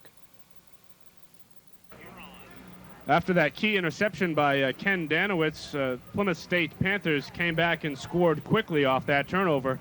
Here's a look at it. And here is David Bowman. He just shows the speed and the burst. As I say, kind of reminds me of Jimmy Brown, the way he kind of bent leg run, and he just outruns Cast to the goal line, stays on his feet. But David Bowman, among many people who have had good first half, really has stood out as he's done the job both catching the football and running it. And he has 2 touchdowns on the day. The second one's coming up in just a minute. But, you know, they pretty much had all the answers so far. And Maritime has got, you know, what do you do in a situation like that? I guess that's what you're going to ask me, but you're down 28-0. Your game is ball control on the ground, and somehow you got to come up with 29 points actually against the second-best defense in the country. So this was a big play here. 4th and goal from the 1, and Plymouth decided to go for it with the 3-touchdown lead. And I think a good decision on the part of Don Brown, because the worst thing that can happen on a call like this is you've got a team that's down 21-0, who probably hasn't been able to run the ball in a position where they can make a mistake that would pay off big for the Panthers. And Bowman just jumps over the top in the straight dive over the top, his second touchdown, and the Panthers stretch it out 28-0. David Bowman averaging almost 10 yards a carry in that first half, 7 rushes for 67 yards and the 2 touchdowns. The score once again here at halftime, 28-0. Plymouth State Panthers on top. Dave and I will be back with second half action after this.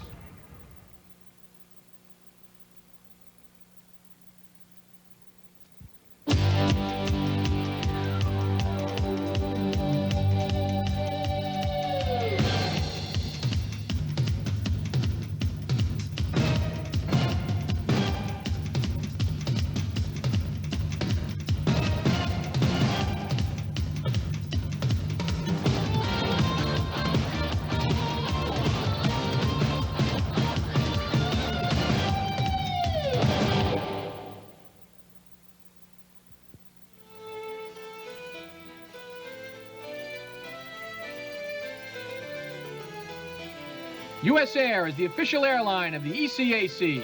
US Air begins with you.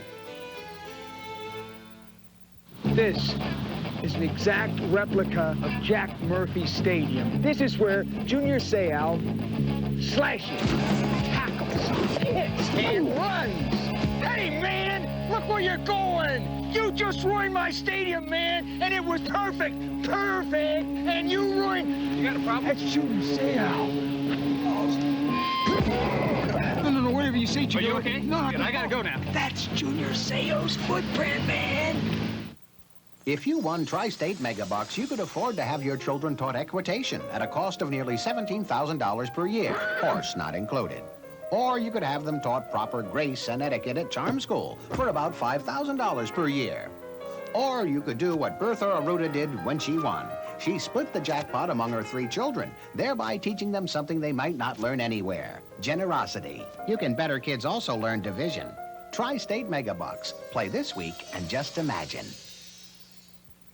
The ECAC Game of the Week is brought to you by the Chevy dealers in New England. Start where more people end up. And by the Spalding Top Flight J5V, the offensive weapon. 31, Art Higgins. Uphill battle now for the Mariners from Maine Maritime. They trail 28-0, but the one consolation is they open the second half of the football. And I'll tell you something, they better do something with it if they want to get back in the game. They have to score this drive. Kickoff is fielded by Art Higgins, and Higgins at his 20, looking for a hole. He's up over the 30. Fine run back for Art Higgins. Same run back they've used when they've had a chance to do it so far in the first half. Just take it right back up the middle. And they get themselves some pretty decent field position. The number that jumps out at me as we take a look at the stats here in the second half is Rob Marcitello on the ground, 12 carries, only 12 carries for one thing, but only 30 yards for 2. So he is in danger of having his first sub-100-yard game for the Mariners. Plymouth State player down on the field. Can't quite catch that number. And I mean, every other statistical number, if you take a look at it, Plymouth has 90 yards on the ground, Maine Maritime 33. They've got 130 net yards in the air. The Mariners have 51, 220 total yards to 84. Plymouth even has more penalties. It's 6 penalties for 55 yards, 2 for 19. That doesn't seem right though. But anyway, Plymouth, as you would expect with a 28-0 lead, Plymouth has got everything going their way. While they attend to the Plymouth State player on the field, we'll take a break with the score 28-0 Panthers.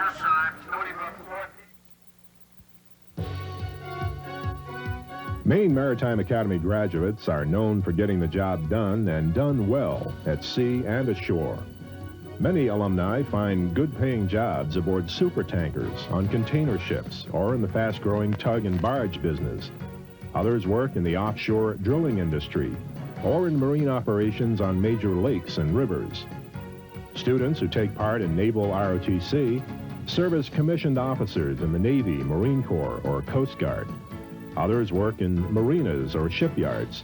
Still others enter the ocean studies field, attend graduate school, or take jobs in land-based engineering. A recent survey indicates that more than half the power plant engineers in Maine are graduates of Maine Maritime.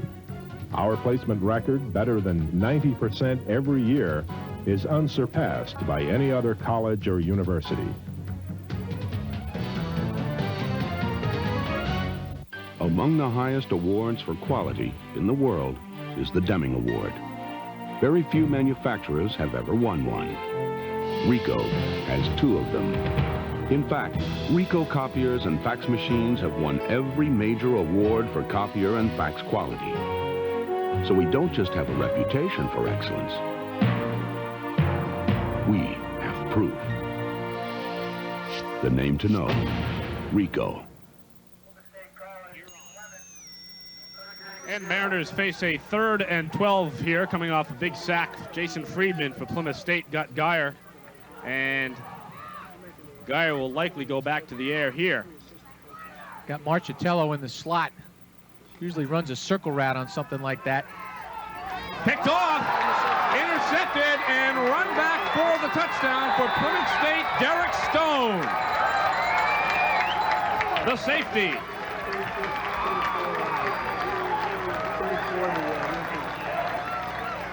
Once again, the ball, Stone just kind of steps up there, times it perfectly.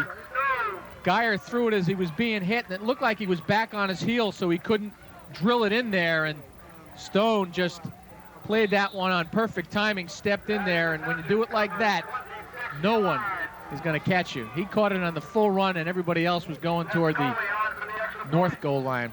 He went south. Out of the frying pan and into the fire for the Mariners as Discoli lines up for the extra point. He's been busy today. And he nails it, 5 for 5 now. 35-0 Panthers. He's going to have to ice that leg down. 5 extra points, 5 kickoffs. And this could be the most shocking headline since, let's see, about last Saturday. BC beats Notre Dame. That was a shocker. But this is a shocker, not so much maybe that the Panthers come off and win it. They were favored coming in, or at least that's generally what you figure when you're playing at home and you're the #1 team on the ECAC polls. Maine Maritime, number 5, and has won the last 3 matchups in this rivalry. But today, Plymouth has got everything going their way. Really, the defense really focused on what they had to do. So far, they have just taken away the run. Marchitello only about 32 yards here early in the 3rd period. And when you take that away, it really changes what Maine Maritime is able to do because everything revolves off of that. So the defense has really done the job. I wonder if they had an onside kick last year out of that thing. Kyle Albers to kick away from his 35. Herbst and Higgins back to return. And this one will go to Higgins. At his 20. Art Higgins finds a hole. Had a little bit of daylight there, but it closed pretty quickly on him as he got up to the 3rd. Nice job. Steve Carey stayed with it. Just took Higgins' leg out from under him after he had danced around a couple of guys in tight quarters. That Plymouth State player who was injured, by the way, as we went to break, was Keith Matthews, and he was helped off the field. He looked like he twisted a knee or an ankle. There's Keith now, being like attended to. Working on the ankle. Yeah. WPI 7, 8.6. So 1st and 10 once again for the Mariners from their 31. And the pitch to Rob Marchitello. Trying to get around that end. Oh, he's a tough runner. Marchitello, the ball carrier. Andy Levine, he's had a big game today from that right cornerback spot. He just came up and met Marchitello. It looked like he might get around the corner. He just rode him out of bounds, took him down. Cornerbacks really doing the job today on both sides. Stone just came in with the interception on the last play, or the defensive secondary, I should say. Stone with the interception on the last series and the score. And Levine has done a nice job containing Marchitello, not allowing him to get outside. And he's been in on a lot of tackles. Flags on the play as there was movement on the line. Flag on the play. It was 2nd and 7 off the 3-yard pickup from Marchitello, and false start against the Mariners. You know, now when you're in a situation, 35 points is a long shot to make up, certainly. But it suggests that they're going to have to go to the pass, and if they go to the pass, they don't usually do it all that often. Certainly, as I mentioned, they average about 10 a game, but it lets the cornerbacks really play tight on what's going on, and as evidenced by the last play, it gives them a bigger advantage than they normally have. Stone took advantage of it on the last series. So, Maine Maritime really in a box as to what they can do. Geyer on the quarterback draw. Ellen Weinberg on the sideline has a report. Ellen? Bad news for the Plymouth Panthers. They have lost Jason Draper for the year with an MCL tear. It's a 3rd-degree tear. It does not, according to Dr. O'Neill, it does not require surgery, but it does take anywhere from 8 to 10 weeks for healing. So it's too bad. The good news is he is only a sophomore, so they will have plenty of time back for him to come back to play. Back to you guys up top. Thanks, Ellen, and thanks for pointing out that we got duped. 2 56s on the Plymouth State roster. One is Matthews, the freshman. The other is Draper. So it wasn't Matthews who was hurt. It was Draper. Geyer looking long. Another. Oh, boy, in and out of the hands of Danowitz. Almost had his 2nd pick of the day. And tell me where his eyes were when that one's coming down. Watch his head. He saw what Stone did, and he's looking. That one's just kind of thrown up there for grabs. Didn't get a lot on it. Danowitz is seeing it come down, but he wants to take that baby back the other way, looking at the goal line as it goes right through his hands. Hit him in the numbers. They're going to have something to rib him at in the film session on Monday. Richard Letourneau punting from his 20. Big rush, and Letourneau is going to run it. He's got the first down. Letourneau.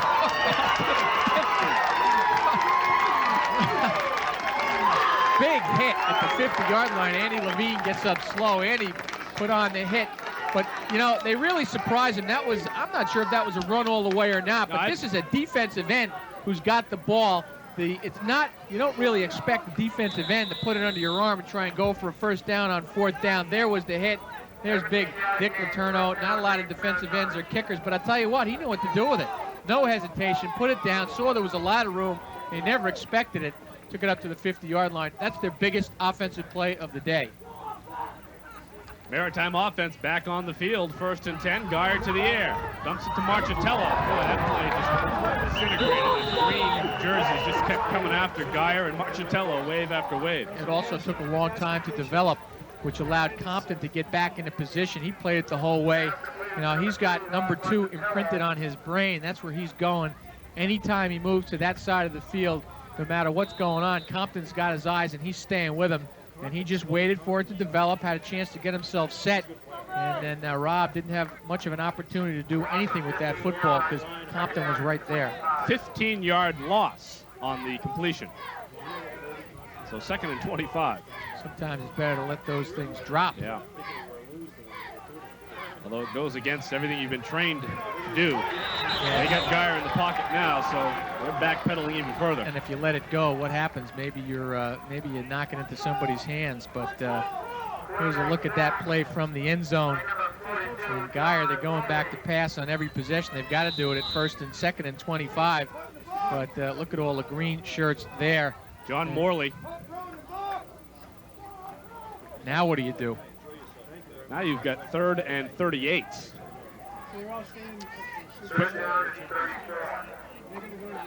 Quick kick. But this is a situation, this is a turnover waiting to happen unless they're going to run it. And that one faked everybody out. Yeah, Higgins got the call. At least it faked me out. Ellen Weinberg on the field with another report. Ellen? With me, I have the athletics director from Plymouth State, Steve Banford. You've got to be awfully proud of your team today. Well, we are, Ellen, and I can tell you that they've put in an awful lot of hard work in the off-season and also in the preseason to get to this point in the season where they're 5-0. Now, this far, they are undefeated, as you just mentioned, and they're having a very successful year. You sit on the NCAA selection committee. What is the criteria to be invited to the national tournament? Well, I just want you to know that I'm the chair of the NCAA committee, but I'm a non-voting member. I just chair the East Region Selection Committee. And we are composed of 6 different people from the 3 sub-regions within the eastern region of the country. There's Metro New York, New Jersey, and there are 2 people that sit on my committee from that sub-region. There are 2 people from New England and 2 people from upstate New York. And we look at a various list of criteria, primary and secondary, to determine the weekly poll rankings each week. And then at the end of the season, after the final game on November 12th, we will meet as a committee and select 4 teams to participate in the NCAA 16-team tournament. With all of that in mind, and you know how it all works, what do you think Plymouth's chances are right now? Well, I think they're very good, but we got to continue to win, and each week is a different opponent, and we can't afford to stub our toes anywhere along the way. If we win today, we're 5-0, and it's halfway through the season. We're over the hump, as you say, but we have 4 very, very tough remaining games. So I think our chances are good, but certainly we aren't out of the woods yet. Well, thank you very much, and there's plenty of time left in this game, and we look forward to seeing what Plymouth can do for the rest of the season. Back upstairs to you guys. Thanks, Ellen and Steve. Bowman got the call on 1st down, only got about a yard, so 2nd and 9. Unless I'm incorrect or my information is incorrect, there's only been 2 teams from New England ever in that region of the NCAA tournament. So here's Bowman again. Boy, just got tripped up at the 42, or he had another 6 points on his mind. And he made the nice little cut. He's got very quick feet. You know, look at this as he goes. Once again, the offensive line does a great job. Bowman, when he gets into the defensive backfield, watch the little hop to his left to get him open for about another 8 yards. Here it is right there. Boom. That is just like, I'm telling you, Jimmy Brown, exactly the way he does it, but he cuts against the grain with the quick feet, picks up an extra 5. 1st and 10 now from the 41. Fumble. I think Perry covered up. Yeah, he did. I started to say about the NCAA tournament, only 2 teams from the New England region have ever been in that. So generally, it's going to be kind of an uphill task. They've got to be undefeated. I was going to say either team. Maine Maritime can't be undefeated as they have already lost 1 game. There's the fumble. But, of course, so we have a good shot if Plymouth continues along the way they're doing of maybe winding up back here with the championship game from the ECAC tournament at Plymouth State as home field advantages. They are more than likely going to walk out of this game with a win, be 5-0, go to be undefeated going into the next game with a shot to stay undefeated for the season. 2nd and 12. They got Perry. The football is loose. And it's still loose. Who's got it? I'll tell you, Perry, I think he got the wind knocked out of him. He's moving his legs as he's laying down. He really got a blind shot, hit him right in the stomach.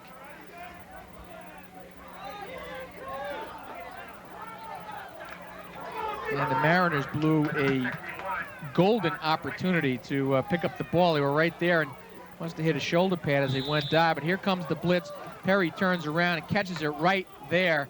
And I think it's Letourneau jumping over the top. He was just a little bit past the ball where he was able to just kind of fall on it and cradle with his arms, hit his hip, bounces out. There's a nice job coming in the pile. I didn't catch the number on the play, but Andy Jackson in at quarterback as Perry gets a breather. It's 3rd and 32 after that sack and loose scramble for the fumble. Jackson overthrows R.J. Letendre, but Plymouth State lucky just to retain the ball on that. The great sack by Eric Cody, who started the whole thing. Yeah, he just came out of the left linebacker spot, just hit the area. There was no back in the backfield to block. I think Bowman had gone out on the pattern, and he just had a clear lane. And I've been quickly corrected as to my numbers in the NCAA tournament. 4 teams from New England, not 2. Plymouth State, the first one ever in 1984 during the Joe Dudek years. Western Connecticut in 85, UMass Lowell in 91, and WPI is the last team. They did it in 92. That cast, Plymouth football.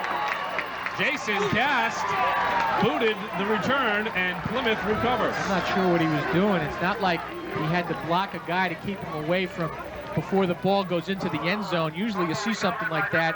If he elects he's not going to catch it, he's going to come charging in, to throw the block if it's around the line of scrimmage, around the end zone. So, the ball can go in there, but there's no reason to go in there because even if you block someone, it's going to roll dead. So, more than anything, he wants him to touch that ball. 35-0 your score. Plymouth State's on top. We'll be back after this. For over 50 years, the Eastern College Athletic Conference has assured its membership of the highest level of organization and competition in collegiate athletics. The ECAC is the largest athletic conference in the NCAA, representing about 25% of its members. Comprised of 256 colleges and universities, encompassing Divisions 1, 2, and 3, the ECAC is a conference of conferences, including the Ivy League, the Big East, the East Coast Conference, and numerous other conferences in all divisions. Today, a Pavlovian experiment using vast scientific knowledge. We spent 6 months conditioning the subject to respond to a ringing bell with an uncontrollable craving for the ultimate demonstration.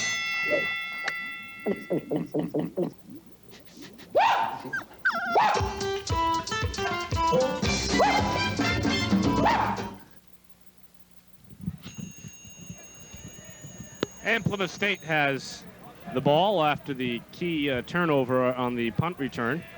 Joel Perry is back in at quarterback, so Jackson just spelled him for 1 play after the heavy sack.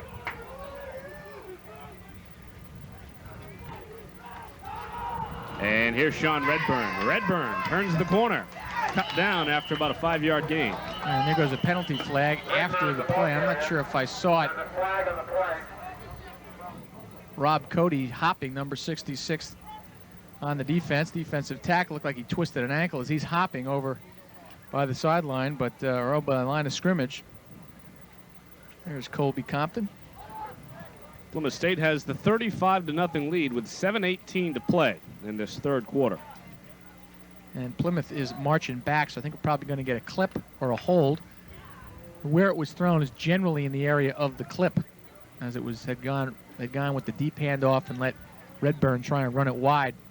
It's only going to be a 5-yard penalty, so obviously my guess is wrong. Not close, illegal block. It's all the same. Same animal. Inadvertent clip. Didn't mean it, but they did it. First down and 15 now. Perry on the draw to Redburn. John Redburn inside the 15. I really like the acceleration on the part of Redburn. I mean, what they do with him, it's different the way they run Bowman. Take a look at the replay. They really like to give him the ball really deep in the backfield. Bowman more is coming at you when he gets the ball. This is the draw. They also do it with the when they give him the ball in the backfield on the sweeps. But that's straight up the draw. And then once he gets it, he picks the hole and just accelerates. And he is fast going out there. Gets knocked out of bounds as he ran across the grain. But vision and acceleration is Redburn's game. First and 10 from the 12. And they got to Perry that time before he had a chance to hand off. That was Dick Letourneau. Looked like he was running back a fake punt. He got in there so quickly. Maybe that's why they have him run those fake punts. Look at the acceleration out of the right-hand side. Nobody blocks him. He just gets in there. Perry, who does a nice job to hold on to the football as he's getting hit as he's looking to hand off. You almost think someone missed an assignment there because he wasn't touched. Yeah, that or it looked like it was a trap because the tackle or the tight end that was going to block him wasn't there, and maybe he looked like they were going to clean him up with someone on a trap kind of a block, maybe the guard. Complete to Redburn, but he's stuck at the 17. Yeah, nice job. Houghton, I believe, got the big hit. And now Redburn is down. A lot of tackles catching people in the midsection when they're exposed. But Neil Bolduc was the DB who stuck him. They're just going out in the flat. Give it to Redburn, who's got a couple of blockers out front. Kind of a delayed screen, a quick screen. Ooh, but boy, there is the fight off. It was not Houghton on the play. Houghton comes in to clean it up. And he is still down, I think. Might have been Brian Gay on the tackle. So Redburn is still shaken up quite a bit. Doesn't seem today there's been a lot of those plays where guys they're stretched out and the shoulders are getting right into the gut, and guys are losing their wind. Well, let's hope it's just that and not a rib injury of some sort. Yeah. Joel Perry bounced back after the hard sack. He took one play off. Now Don Brown's going to come out and check on Redburn himself. Yeah, a lot of times, like when Perry was down, he was picking his leg up and moving it back and forth, yeah. And that usually is the sign that it's wind. You know, if there's movement, then you're just trying to get your wind. If guys are not moving, then maybe it's, more, as you said, maybe a rib injury, but, we're just speculating, but there he is on his feet. Redburn's middle is entirely exposed. He's got the short shirt. I'll take the flak jacket myself. Yeah. And looks like he's shaking it off. That's definitely a good sign for Plymouth because next to Bowman, he's probably their most dangerous back. Depends on the play. Yeah. But, I think it's interesting that maybe the tailbacks, kind of with all the publicity surrounding Marchitello with the great job that he's done with Maine Maritime, maybe that's a little bit more of an incentive for the tailbacks, particularly in the case of Bowman, who has really had some big plays here and has run very well. You run up against someone there, they've got their own mark to make, although they're not getting as many carries as a guy like Marchitello because he's the main guy. They're sharing the load. They are still picking up about 200 yards on the ground. So maybe there's that little extra incentive to say, hey, there's some other good tailbacks here, and they certainly have proved that. That's the freshman Dan Abraham on that 3rd and 17. Now they'll set up for the field goal. It's like an assembly line with running backs. Be about a 31-yard field goal attempt for Dascoli. Snap is good. Kick is up. And no good. Had the leg, but it was just wide. From our angle, it looked like it was going straight through, but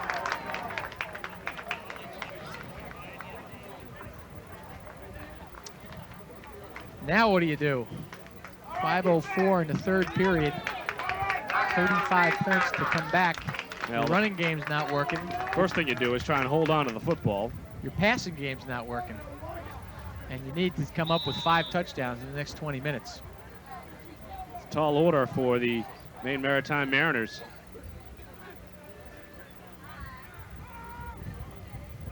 First down and 10 from the 20. Marchitello stuck.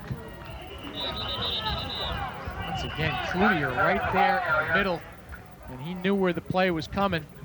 And he just stepped in and hit Marchitello, who's had absolutely no running room today.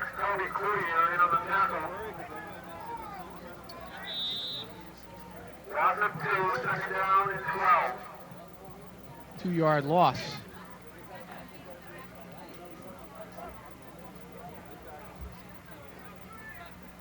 Got to come into the passing game. 2 receivers split out wide for the Mariners, and Plymouth State shifts. I would try something over the middle in the passing game. The linebackers have been keying on his Geyer. Nice. Pendergast hauls it in. It was just a floater out to the sideline, and Pendergast hauled it down at the 35. That looked like one of those from your backyard, you know, when you're a kid, when you're learning to throw the ball. It kind of slips out of Geyer's hand. Watch it as he looks to the sideline. Pendergast runs a nice pattern. And wobbly. and he's just like he's waiting under. Nice hands, stretch out with the hands, keeps it in bounds. Levine takes him out. There's Craig Pendergast. Fine catch for Mr. Pendergast, and it's a first down for the Mariners up at their 36. Big cushion there as well. Pendergast did a nice job of getting open. Geyer to throw again. And Pendergast again. Toby Cloutier again on the tackle, playing the zone. He's got that middle responsibility. And that's what I was saying before that pass. Maybe go over the middle because the linebackers have been doing the job. Maybe on the play action because there's a shot of Toby Cloutier, leading tackler for the Panthers. But if you run play action situations, the way the linebackers are keying on Marchitello, they're going to step up into the gaps if the fake is good. And what that will do if they're in a zone is open up around the 10-yard line or 10 yards off the line of scrimmage for those hook patterns or crossing patterns over the middle. Marchitello off the pitch, and Cloutier again in on the tackle. All right, they're just going to nothing fancy. They're coming right. Colby Compton in on the tackle, the left linebacker. Toby Cloutier comes to step into the gap as he goes to cut it up. And Cloutier right there, Compton right there as they turned it inside, and they take him down. They're just not getting the body on those two guys, and they are right there. Plymouth fans enjoying this afternoon. Their team's up 35-0 with 3 minutes to play in the third quarter. Hard not to enjoy yourself here. It's a beautiful day. Away from the scoreboard for the Plymouth fans. Beautiful game, beautiful day, and a beautiful game. Marchitello found his way to get the first down. I'll tell you, that's a 5-yard gain. That was a great run. Cloutier almost got him in the backfield. He made the cut up against the grain and just had to fight his way. There really wasn't much of an opening. You know, neither team doing anything real fancy. Plymouth on defense is just executing. Like Vince Lombardi used to say. Just, I'll give you some basic plays. You just out-execute and out-hit people, and you're going to get the job done. You don't have to be fancy. Geyer to throw. Complete. And up by the 39-yard line is Brian Johnson. And Levine from the deep safety spot. Strong safety. Johnson did a nice job. Looked like he was going to go inside, and he just broke it out to the sideline. Compton got back in the play. I'm not sure if it was a zone defense or not, but Compton came back from the outside to help in on the tackle. Good for the first down, so the Mariners keep moving. They say Johnson was out of bounds at the 41. But Maritime now marching upfield. Marchitello, gang tackle. Better him than me. Some big guys in on the play. Don Tappan and Joe Adebato. make the hit. But there again, no running room for Marchitello. He did a good job just to get back to the line of scrimmage. 2nd and 11 for the Mariners as they come to the line.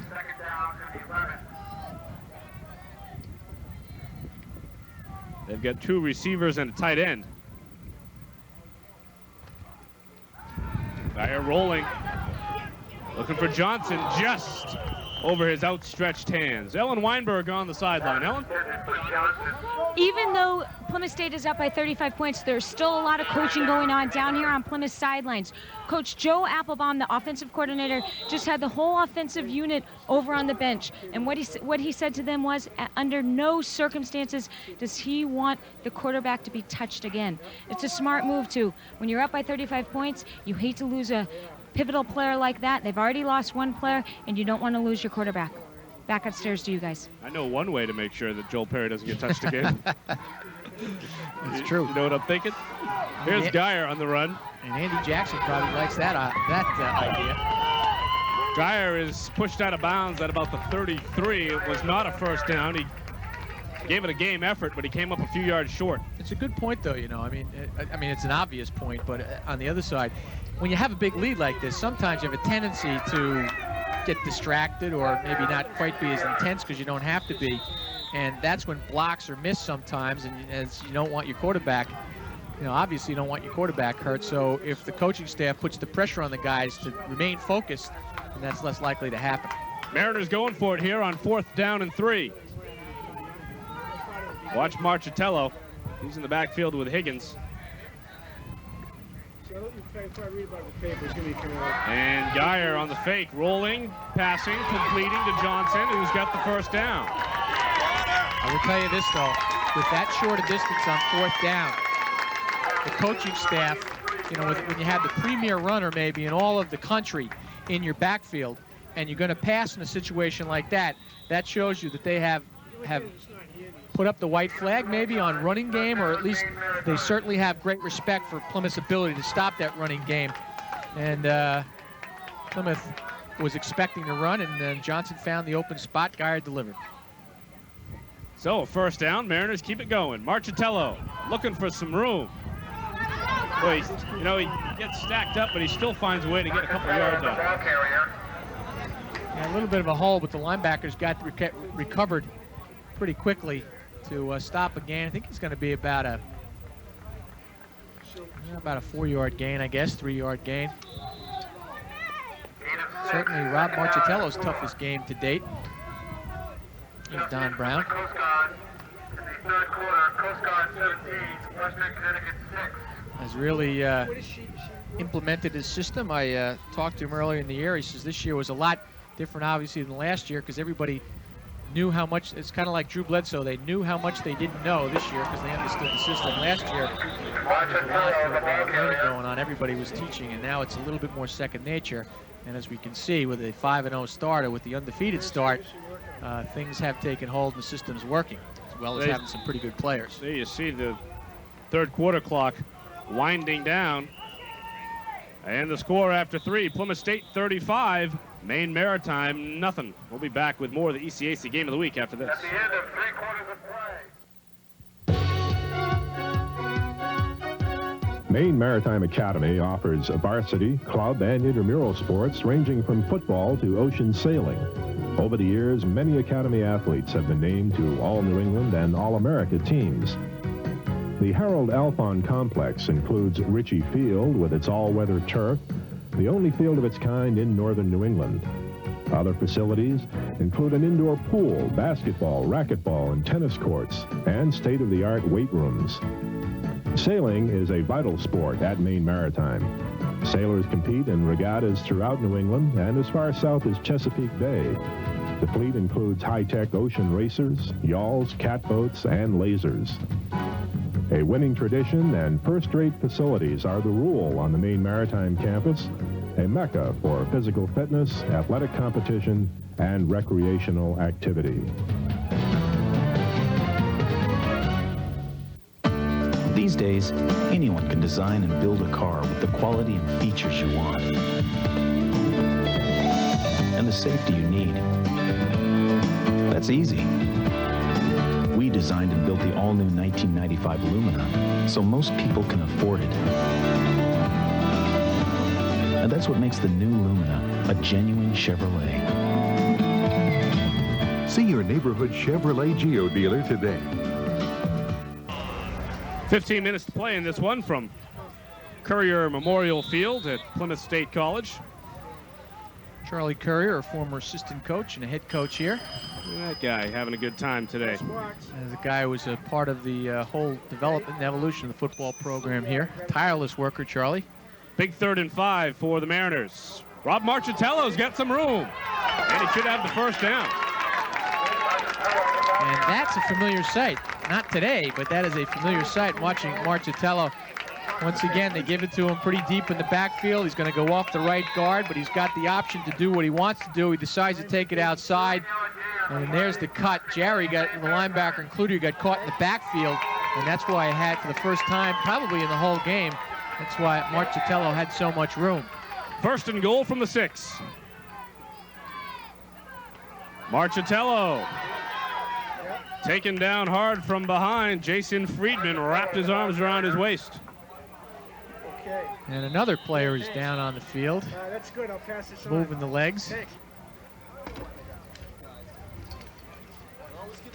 And that's Demons. Kind of getting up shaky. Demons, as we mentioned, the ECAC Defensive Player of the Week for his effort last week. He had quite a day against Western Connecticut State University. He led the team in tackles with 10. He blocked a 4th quarter field goal, and he recovered 2 fumbles. What did he do today? Well, he opened up the game by running back a kickoff, 82 yards for a touchdown. Let me ask you something. When was the last time a player from a defensive secondary was named the player of a week or a conference or whatever for a particular time, and for that game, he didn't have any interceptions? Usually if a defensive back wins an award like that, they've got a couple of picks in there. Yep. 2nd down and goal from the 2. Marchitello, the horse. He's got it. 2-yard touchdown for Rob Marchitello. Took a couple of players in with him. A little frustration at the end of that. As in Plymouth didn't know when to, in a situation like that, you really don't know where the goal line is, and you just hold on, especially with a guy like Marchitello, who's so slippery, but he just goes, and look at the power in his legs, as he just barrels over one guy, and then Cloutier and Levine both holding on to him, can't get him down. Some tough yards for Marchitello. He's got 47 now on the game. Those were 2 of the toughest that he's had all day. Extra point attempt from David McQuilkin. And that's kind of indicative of how this game's gone for Maine Maritime. Hit the Chevy Lumina on the way by, though. Did he hit the Lumina? If it was from 30 yards, he should have won it. Ellen Weinberg on the field again. Ellen? With me I have Matt Friedman, who just recently last year finished his playing eligibility here at Plymouth and has 1 more year of school and is currently working for the school newspaper. What are you doing, Matt? Well, I'm a staff writer for the newspaper. I cover the football games, I cover the football team, and I help out with some of the other sports. I also do the radio for the college radio station for the games on Saturday. Now, you had a very successful season here, or career here. Tell me about it. Well, I had some good times here. My senior year was by far my best year. I ended up getting the MVP award, and I was in first-team All-ECAC selection. I had a great time here. There's a great bunch of guys and great coaching staff. Now, I guess you couldn't get away from football, huh? No, football's been a passion in my life. I've been playing for something like 14 or 15 years, and just to be involved with it in any way is great for me. Great. Thank you very much, and good luck in your career. Back upstairs to you guys. Thanks a lot, Ellen. 6 points for Maine Maritime. They've at least got something to show for their efforts today. Ellen must have some pulse. She got Friedman out of the booth where he's doing the color on the school radio broadcasts. Onside kick. And fielded safely by... That was a good catch. It was. Fielded by Eric Wagstaff, the freshman out of Center Conway, New Hampshire. Came right to him. It took a nice bounce up into his chest, but he had to hold on. But it was coming at him at a pretty good rate. He just hung in there. And You know, Well just barely made the 10 yards required, too.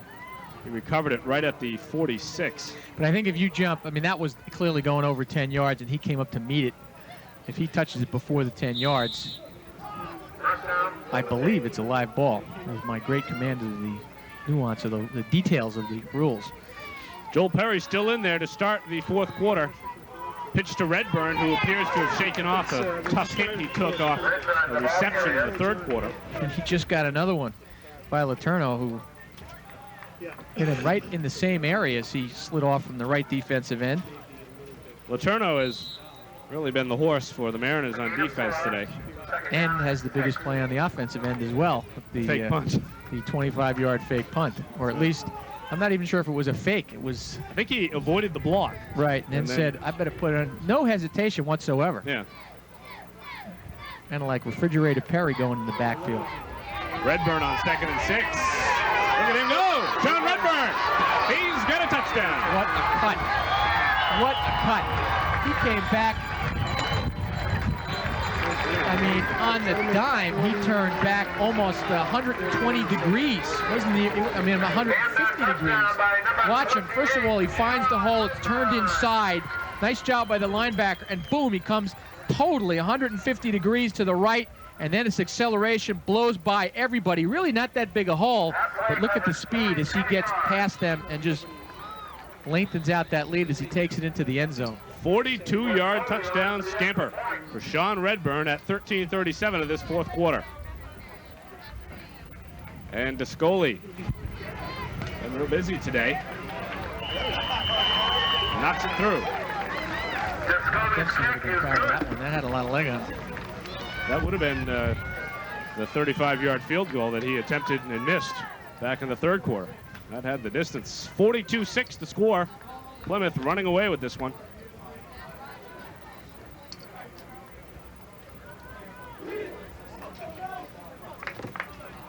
Redburn impressive from the line of scrimmage, 42 yards on that, and you know the guy's got end zone on his mind when he's in the clear, and the helmet just cocks back a little bit, arches the back and opens up the stride.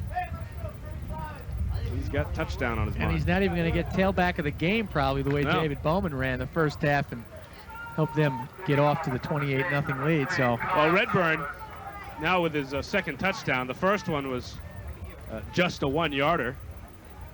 Courtesy of a David Bowman pass and run over the middle. Some would say the first one was a cheapie. That one was certainly earned. That was a nice run. That's about the third or fourth one he's had this year that is just like that.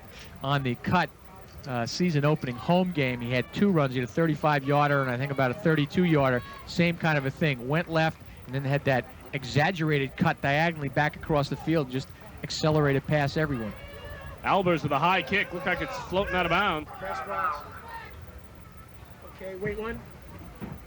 Plymouth State will have to kick again on the penalty on that kickoff. Yeah. So Albers will back it up 5 yards and kick from his 30. 9 for 85.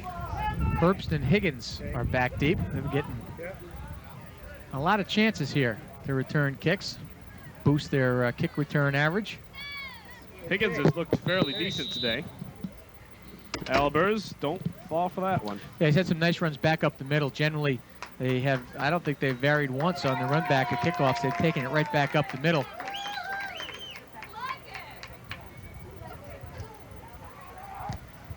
Albers keeps this one on the field. Higgins at his 20. Art Higgins. He's cut down after about a 9-10 yard gain. That one would have went out of bounds too if he had let it go. But he had a chance to catch it, and Plymouth did a nice job covering that as they, even with the kick coming from the 30, they got down there and held the Mariners inside the 30-yard line. Don't forget, there's still time to get your tickets for tonight. 42-6 the score. Plymouth State on top. They will likely improve to 5-0 on the season.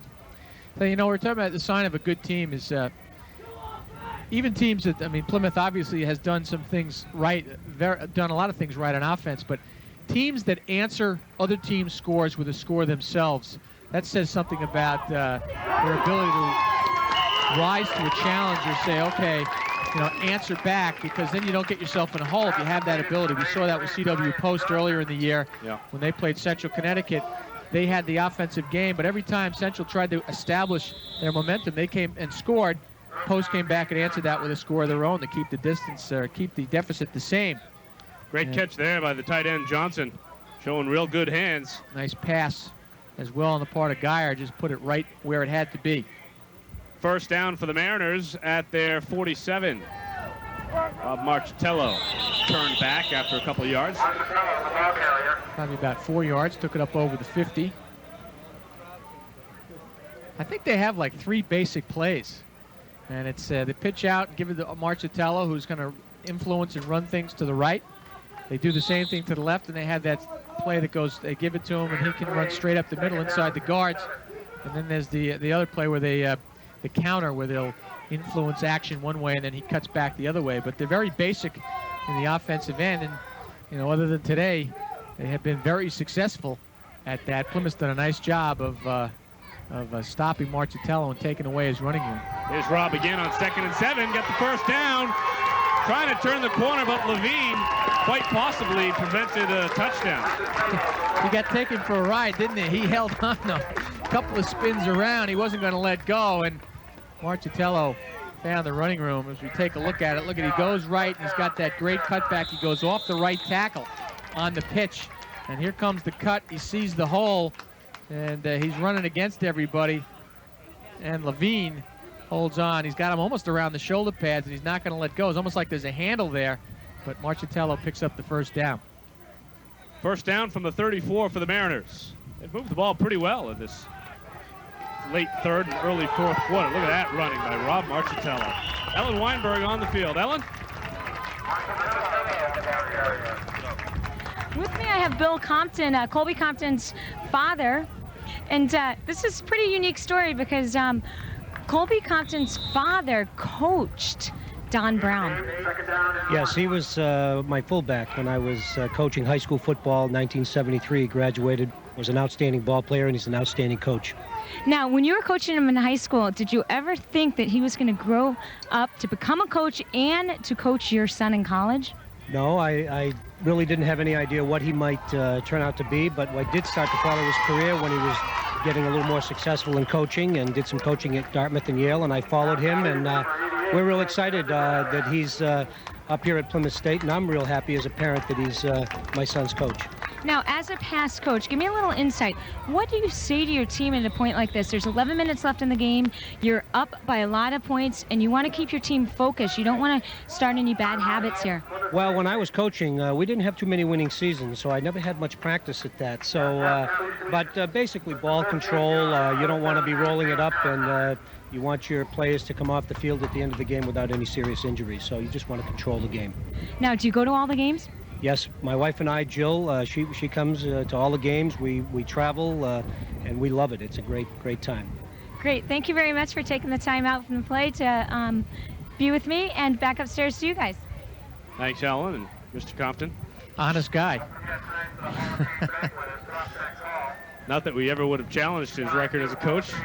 I'll tell you one thing. He would have had to have been clairvoyant if he had. I mean, I could see maybe guessing that the player was going to be turned into a coach, because you can see heady guys. But imagine that you were going to. That's what I call ESP.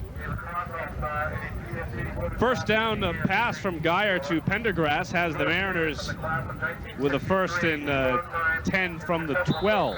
That is interesting, though. I mean, it's an interesting perspective, I would imagine, from on the part of Mr. Compton, because you get to see the young man, Don Brown, develop under your tutelage, and then you see him as a man have a chance to coach your son. So, and obviously Don is a quality guy, so he's going to be happy with that. That is a unique story.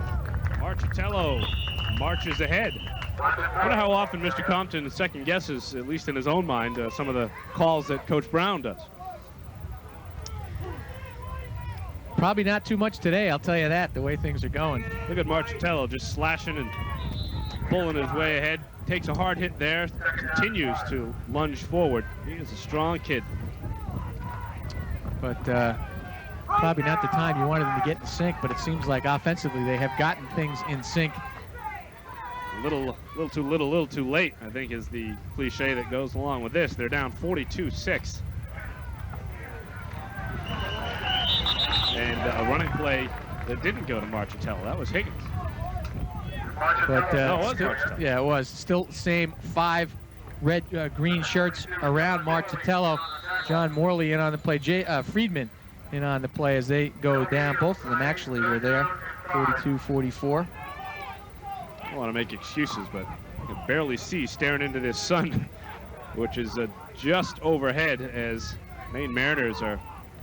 There you go. You got your disposable sunglasses on. It's 3rd down. And Marchitello, I don't think, has the first down. He had to get down to the 2. Yeah, he's going to come up short. I thought he lost the ball. A tackle, his shoulder was right on the ball, but he did a nice job of holding on. Not much of a decision here. As the ball's going to go to, I think they're going to spot it on about the 4-yard line. And he's got 2 yards to go. So 4th and 2, they need to get to the 2, or they could get 4 yards and get the touchdown. I think they're going to go draw right up the middle with Marchitello. There's some kind of a dive right up the middle. Marchitello's got the call. He lunges ahead. This will be close. This is going to depend on the spot. I don't think so. Needed 2. Didn't exactly run the play I had called. Probably a good move on their part. Didn't at all run the play that you would call. Hey, ran. Well, no, I guess not. Needs 2. There's at the line of scrimmage and the hit right away, so he goes down. I'll be surprised. Well, he got the last dive at the last second, but they're going to bring the chains out. Situation like this, it all depends on the spot. You know, the referee's got to be your friend here. They stopped him. Couple inches. Well, I missed the play that they ran, but I got the fact that he didn't get the first down. So Plymouth State takes over on downs at their 3-yard line. And let's see what Don Brown does here. We'll see who he sends out. Looks to me like Andy Jackson will be the quarterback. And that, I think, was a fine move. Now, I wonder if they're allowed to let them touch the quarterback now that the second guy in the depth chart. Well, they got Redburn in there with Hutchins. Object here is to take care of the football. Here's Redburn. There he goes. John Redburn! Oh, boy. Had it not been for Neil Bolduc, Redburn would have had a 97-yard touchdown.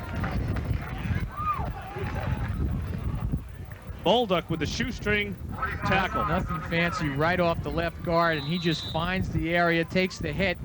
And now I thought he was going to go right there because of the acceleration. Great job by Bolduc to dive in. I'll tell you, making a tackle from behind at the heels hurts, because if you miss it, you're going to get one right under the chin. And that was the last man. Redburn was off to the races. Here's Abraham. And he's hit. Tries to turn the corner and sent back. Particularly in the case of Redburn, the fastest guy on the field. If he gets a yard on somebody, or 2 yards anyway, no one's going to catch him. And it wasn't even a case where they could have got the angle, because he came straight up the middle. So he takes the angle away from everyone, so they can't make up distance there. And you're right, if Bolduc had not made the tackle, we're talking 6. That or he could have got tackled on the 1, and then Bowman could have come in and he could have returned the favor. He would have had a long way to go. 97 yards. Needless to say, he got the first down, and Plymouth is moving well. Abraham again on 2nd and 12. Pretty impressive performance on the part of the Panthers. Well, very. I was the last person coming in who thought that this game wouldn't be a close one. And I was the second to last, if I wasn't the last. And we alluded to it early. I think it was just a matter of a team being right on their game. And, you know, I really think, I shouldn't say that. The Demons, I mean, it couldn't have made that much of a difference, but certainly got them off to the great start and had them a little bit stunned right away. But they have executed far too well just to say that it's one play that turned everything around. Brian Capon got the first down that time for Plymouth State. Capon, a freshman, in there with Abraham. Don Brown really, I think, has a lot of depth at running back. Had a big recruiting year this year. I mean, they really, I can tell you, this is a hard-working staff. They are focused. Well, the feature article on the program this week quoted Brown as saying, "We wanted to recruit." As Capin breaks free. Capin over midfield. Here he goes. And he's bumped out of bounds up inside the 40. How good it was that he even broke a face mask tackle. Flag is down, and someone wrapped it up to safety. As he comes, he's got the option. He was going to go off left guard, says, nah, I'm going to go outside, and then he uses the speed to get out. I thought that was the face mask, pulls the head back.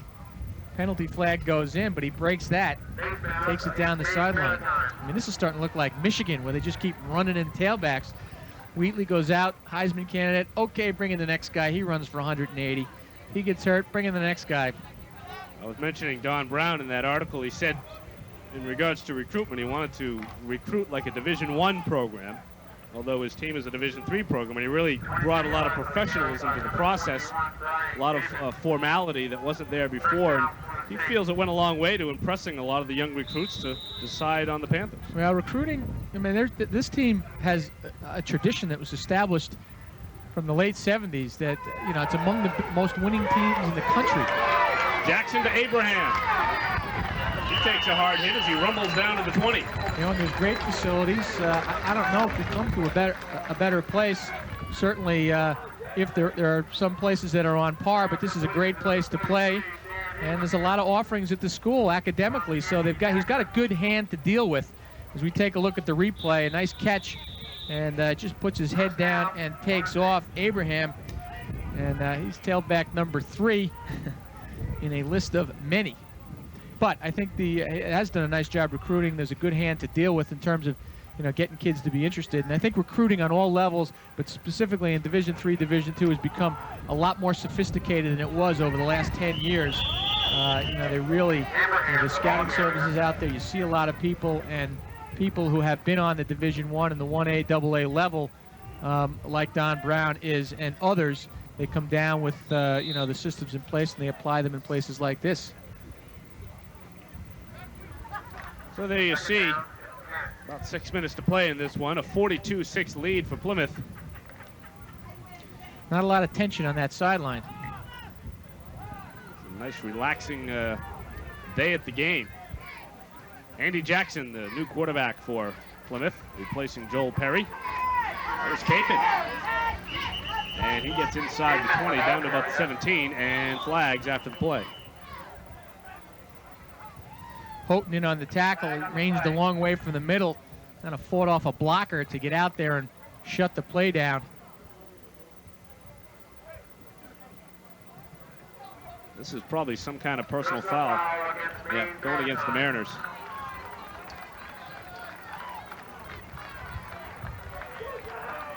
You know, you're talking about the point about depth. If you look on both of the sidelines, of course, Maine Maritime is the traveling team. Bill Matoli, you heard, you know, talking about 600 kids in the school, and you know, they obviously have a different challenge in terms of recruiting, and as there's you know, not as wide-ranging an academic offering. They're getting someone who wants something very specific that goes there, but you know, the sizes of the squad is different. It doesn't lend itself, Maine Maritime, to have the kind of depth that Plymouth is going to have. As Plymouth has 2 pages on the roster, and Maine Maritime has a much smaller squad. Capin on 1st and goal from the 8. He's in. 8-yard touchdown run for Brian Capin out of Merrimack, New Hampshire. And that was just a guy who had a nose for the goal line. Take a look at it. He's going to run wide, but he knows right from the start where he has to get. He wants to get to the line of scrimmage, and he makes the duck at the last time. Nice fighting block as Letourneau is taken out of the play to allow Capin the time to get around the corner. And then he sees where that flag is and dives for it from about the 5-yard line and takes it in. And that's the sign of a smart runner who knows where he has to get to, whether it's the goal line or if it's a first down situation, a guy running to the sticks, because he was focused and aimed right on it and got there. And Kyle Albers on the extra point. I guess Descoli got tired of kicking so many extra points, so they brought in Albers. Well, Albers was the kicker last year. Yeah. got a chance to get some extra work in, almost like a relief pitcher coming in with a big lead. You don't need to take the quarterback out, but you want to get the guy some work. So it's a good idea to do that. And they even have depth at place kicker. 49-6 the score. Plymouth State with 5 minutes to play in this one. That's a significant difference in pro football. You can't have the Patriots have some depth at the place kicker, or at punter actually, but I mean at place kicker. But you know, in college you can just, if you're recruiting, you can bring in 3, 4, 5 kickers, and if somebody goes down, okay, we bring in the next guy. Pro football, your kicker goes down, you're in big trouble during that game. You'll have, like Maine Maritime, you'll have your defensive end out there kicking. The last defensive end that I can recall to be a kicker of any kind, whether it's a place kicker or a punter, was Lou Michaels with the Baltimore Colts. Number 79. Got our spotter, Mike Moffitt, yelling Lou Groza to us. And Lou Groza was an offensive lineman. And besides, Lou Michaels played after. He was a kicker, and he played in that Super Bowl game against Joe Namath and the Jets. The switch is complete as Albers kicked the extra point, and now Descoli will kick away, and Paul's got that fake kick down pretty well. The first thing he had to master. Got some leg into that one. Matt Herbst at his 20. A little pinball action as he bumps his way up to the 35. What a collision. Joe Merrill from Maine Maritime, a collision at about the 30-yard line. I'm not sure if he didn't see the defender coming in, but he's a pretty big guy. And there's a shot of old Matt, but he's a pretty big guy, and he got thrown through the air for about 4 yards on a big hit. Bounced right up, though. Tough guy.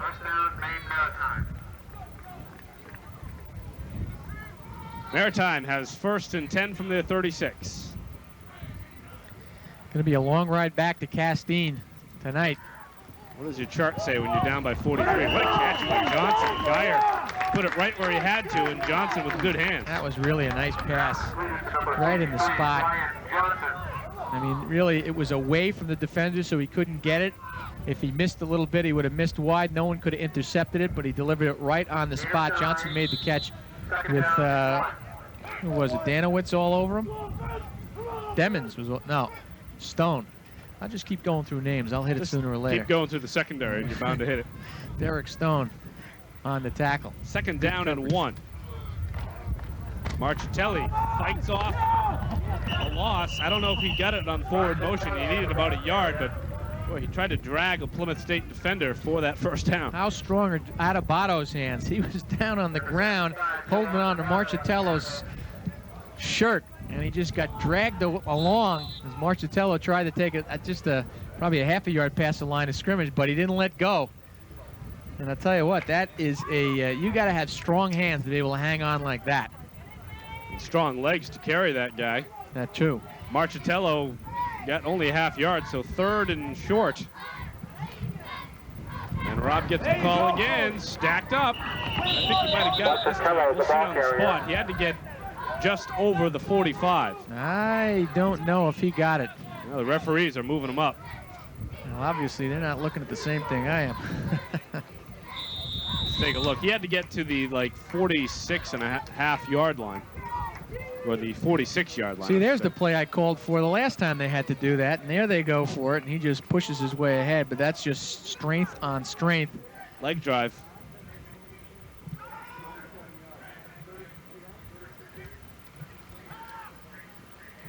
Geyer back to pass. Has good protection. Picked off. Intercepted. Number 7, Mark Turcotte. And on the run back, he's back over midfield. We got a flag there, too. Marchitello was wide open, about 10 yards over the line of scrimmage, right in the middle of the field. As he came off the fake, the linebackers dropped out and went to the sidelines, and he was wide open with no one around him, but they elected to throw the ball upfield. And there is the call. Illegal block. Clip, actually. Illegal block to the back on Plymouth State on the return. Look at the replay. Watch the fake. Marchitello comes down on the fake, straight through on the draw, and he just slips out of the backfield, and he is wide open. Watch there he is right, well, you couldn't see it, but they threw deeper into coverage. And Turcotte comes in with the play. See if we can pick up the block. Mark Turcotte out of South Berwick, Maine, a standout at Marshwood Academy. Ellen Weinberg has yet another report for us on the field. Ellen? It's been a successful day here for the Panthers athletically. The football team is up late in the game. The field hockey team just won against Southern Connecticut 11-0, and the women's soccer team just beat Bridgewater State. In fact, I have the women's soccer coach with me right now. Nancy, you guys have had a very successful season thus far. Yes, we have. We're doing very well, right on track. We're ranked number 2 in New England and number 6 in the nation in the coaches poll. We have a very big game coming up on Tuesday against Bowdoin. They're ranked 3rd in New England, and that's the one we're gearing up for. Great.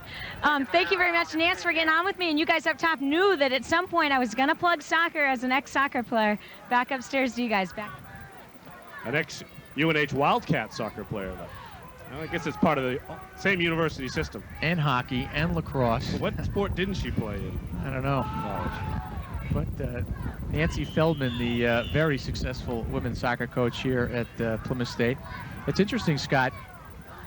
New Hampshire has really making a mark nationally with all their soccer teams. The Franklin Pierce has got, and Ringe in the western part of the state has got both their men's and women's program are inside of the top 5. Their women's program is number 1 in the country. New Hampshire College in Manchester has got 2 teams, and both teams are in the top 20.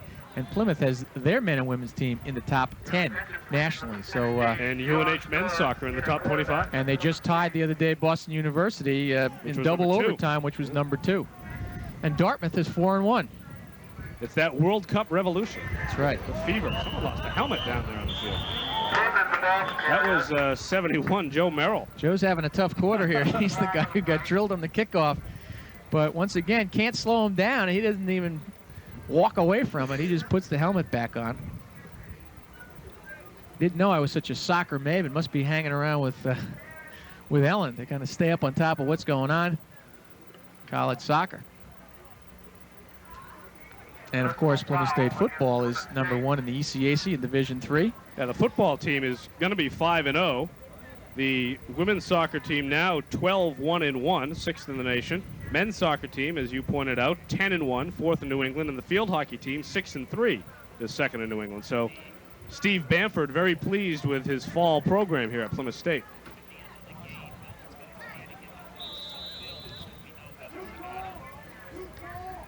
Minute 46 left in this one, and a 43-point lead for Plymouth State.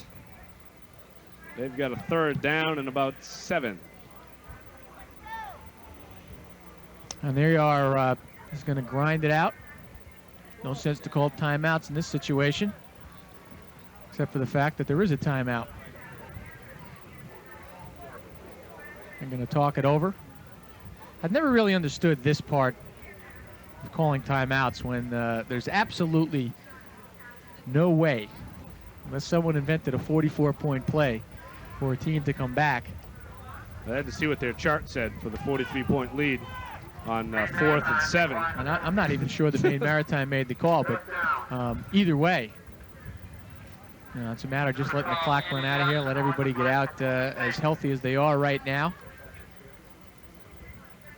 Andy Jackson to punt from his 28.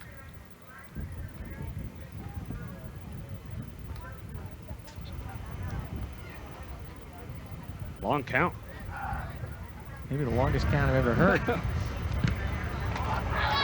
It's going to be a tough one to handle. Cast at his 25, gets his hands on it, but Plymouth State gets their hands on him right away. Not a lot of change-up on the special teams. Compton makes the tackle there. He's the starting linebacker. Jerry was in on that. So on the special teams, they put on the guys who are, the first team on the defensive side, and they play on the special teams. And to me, that always makes sense. They don't do it as much in the pro game, or even in the major colleges. But to me, if you're one of your best tacklers, you're playing all the time, it would make sense to have them on the special team.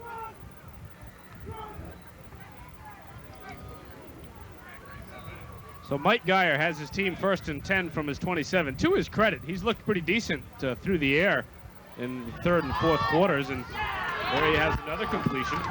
That one to Doug Peters, the wide receiver out of Winslow, Maine. Yeah, and see, they've got to the middle of the field. That's the passing part of the game that's worked. And it makes sense, I think, because, as I said, the linebackers are all focused on what Marchitello. There is the play-action pass, so the linebackers go there, which opens up the middle area to Peters, who just runs a route right in front of everybody. They're in the zone, as you can see, and then 6 guys. It's like bees going to honey right there, but it was a good gain and a nice pass delivered by Geyer. Geyer looking deep. Across the middle, Pendergrass has it at the 35, and Ellen Weinberg again on the sideline. Ellen? With me, I have Plymouth State's 2 captains, Brandon Horrigan and Toby Cloutier. They're 2 excited young men, and they should be. Yeah, this is fantastic. We haven't beaten this team in 3 years, and it's about time we're on our way to the NCAA Finals. Toby, tell me, it's been a great year so far. You guys are 5-0. What do you expect to have happen with your team from here on out? We just expect to keep on going the way we've been going, and just attain all our goals and reach our main goal, which is to make the national playoffs. So it won't be any different for any other games. Great. We wish you all the luck, and congratulations on the victory today. Back upstairs to you guys. Thanks, guys. Rob Marchitello proving why he is one of the finest backs in all of Division III, or really all of New England football, for that matter. Was that a guarantee we heard on the from Toby? Going to the NCAA Finals? Well, if they play like they've played today, they're... No kidding. This is a good football team that they have beaten today. And there is Rob, also a hockey player, as you might expect, since he comes from Quebec, Canada. I think Ellen Weinberg just set the Division III record for most reports during a game. I think she's How many times have we gone down to Ellen today? I don't know, but I thought she was going to come up with the hockey coach, Dave Webster. Go through all the sports that she played. He's been a valuable asset to the broadcast today, that's for sure. 34 seconds left in this one, 49-6 the score. Plymouth State, say they've already chalked this one in the W column. Probably did that at halftime.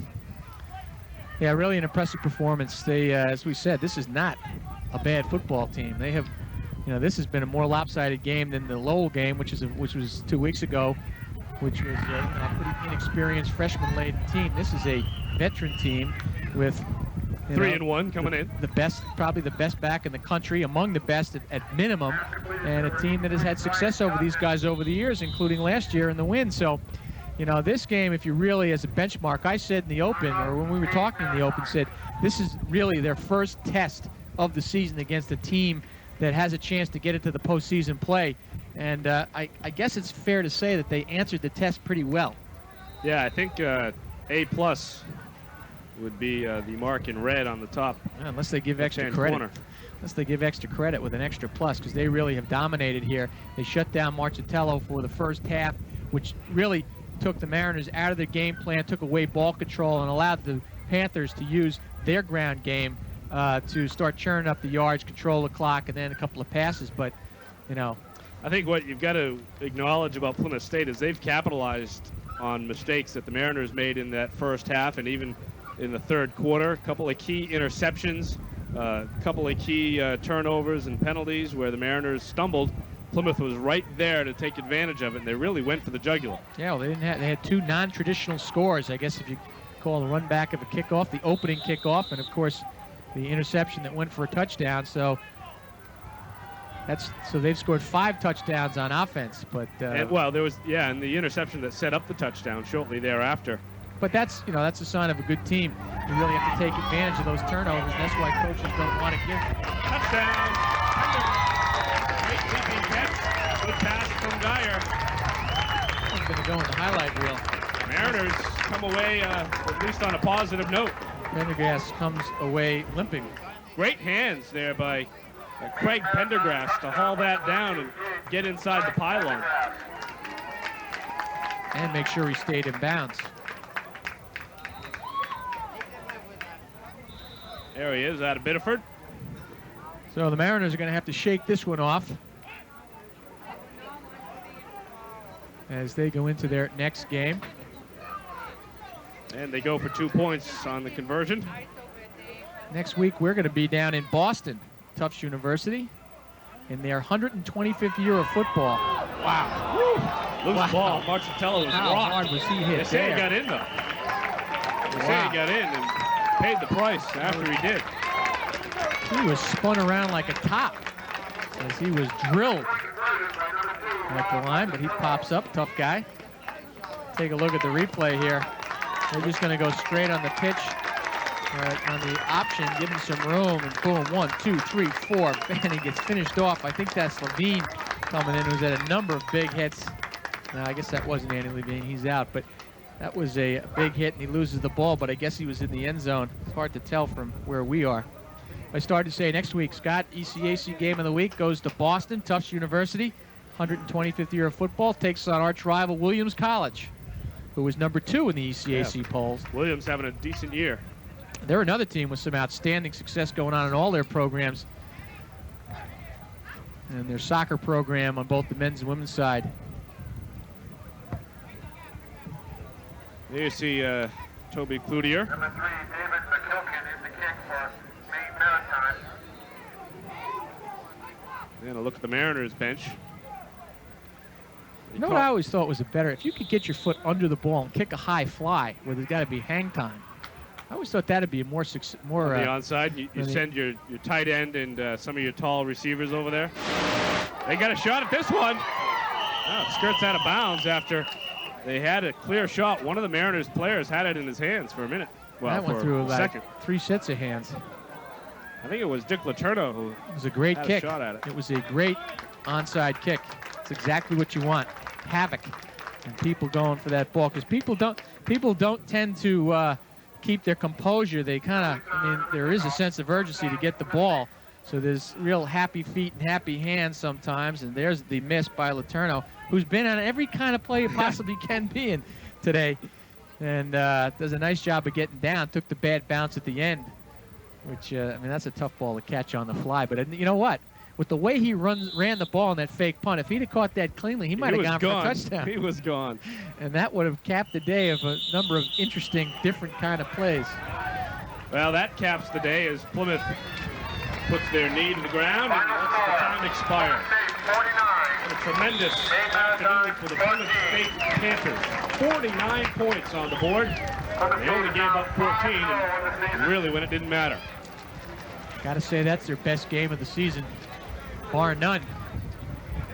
The best game of the decade. Tell you what, perhaps. if they do get into the NCAA tournament or they play in the ECAC championship game with this kind of an effort, I think it's going to be hard-pressed to find a team that can beat them as well as they played today. Kickoff is at 1 o'clock. Ellen Weinberg is setting up down on the field with Plymouth State coach Don Brown, and I think that Ellen is ready with Coach Brown. Ellen? Ron, Don, you got to be really proud of your team today. You were very successful.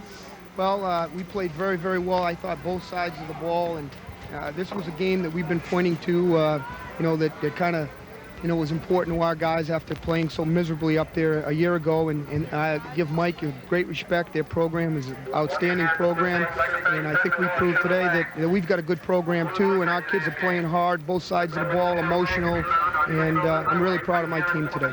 Now you're 5-0 currently. What do you see in the future? Well, we've kind of just, I thought we made a mistake a year ago when we were 6-2 and got caught looking past Worcester Tech a little bit, and we stubbed our toe and maybe missed an opportunity to make the NCAAs. We're just one game at a time right now. And I know that sounds like a cliche, but we're very, very intent on playing one game at a time, and we don't even look up to see where we're at or anything. We'll worry about that at the end of the year, but we're just going to hopefully keep it rolling a little bit. Great. Congratulations to your team today, and good luck in the future. Thank you. Back upstairs to you guys. You heard it right here. Coach Don Brown's proud of his team. He's excited, and he should be. Thanks a lot, Ellen, and thank you, Coach Brown. Apparently he didn't tell Toby Cloutier one game at a time, right? He's already looking ahead to the NCAAs. Can I tell you something? That's the most, is that guy a focus coach or what? Well, he is. He is already thinking about next week's game, I can tell you.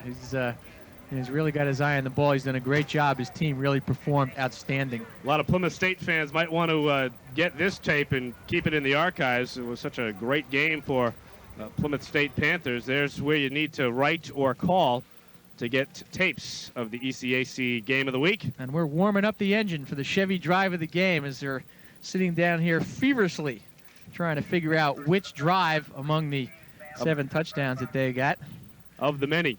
Of the many. We're going to take a break right now here on the ECAC Game of the Week. The final score, once again, Plymouth State 49, Maine Maritime 14. We'll be back to wrap it up right after this.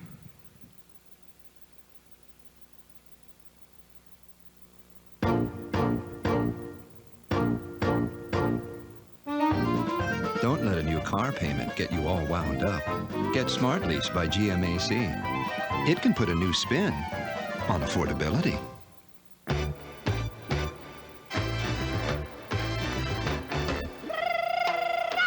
Don't let a new truck payment stretch you to the limit. Get Smart Lease by GMAC. It keeps new vehicles well within reach. Enjoy a beautiful fall day at the University of Massachusetts. Start the day off with a barbecue tailgate. Then experience the excitement of UMass football at McGuirk Alumni Stadium.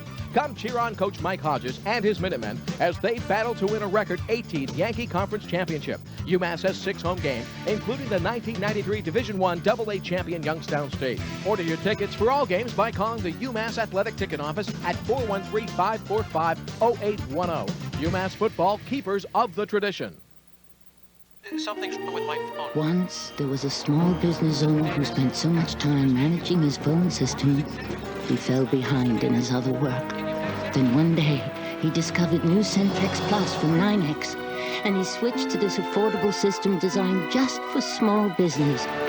Now 9X takes care of his phone system, and our hero, well, the moral, call 1-800-PLUS now. Get Centrex Plus and get more time for the big picture. Today, a Pavlovian experiment. Using vast scientific knowledge, we spent 6 months conditioning the subject to respond to a ringing bell with an uncontrollable craving for the ultimate beverage. A demonstration.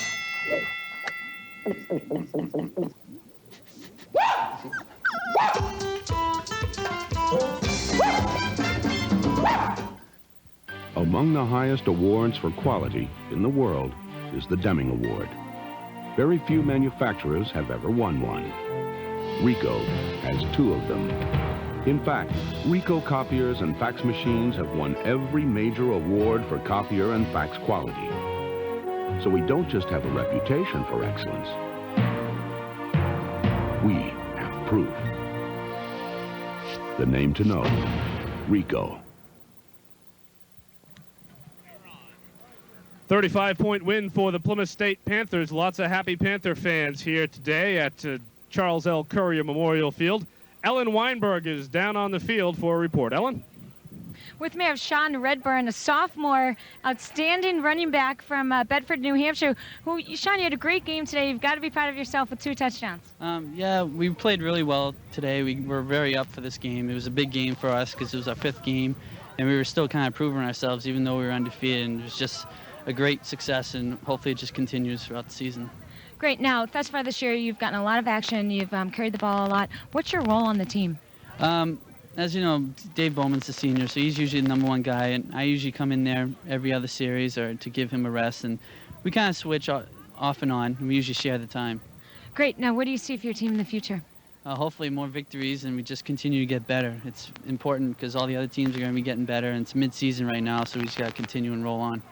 Big game today, big win. It's a rival team. You haven't beat them in 3 years. What's the campus going to be like tonight? It's going to be awesome. It's a great feeling. I wasn't here last year, but everyone is so excited that we beat them after 3 years, so it'll be great.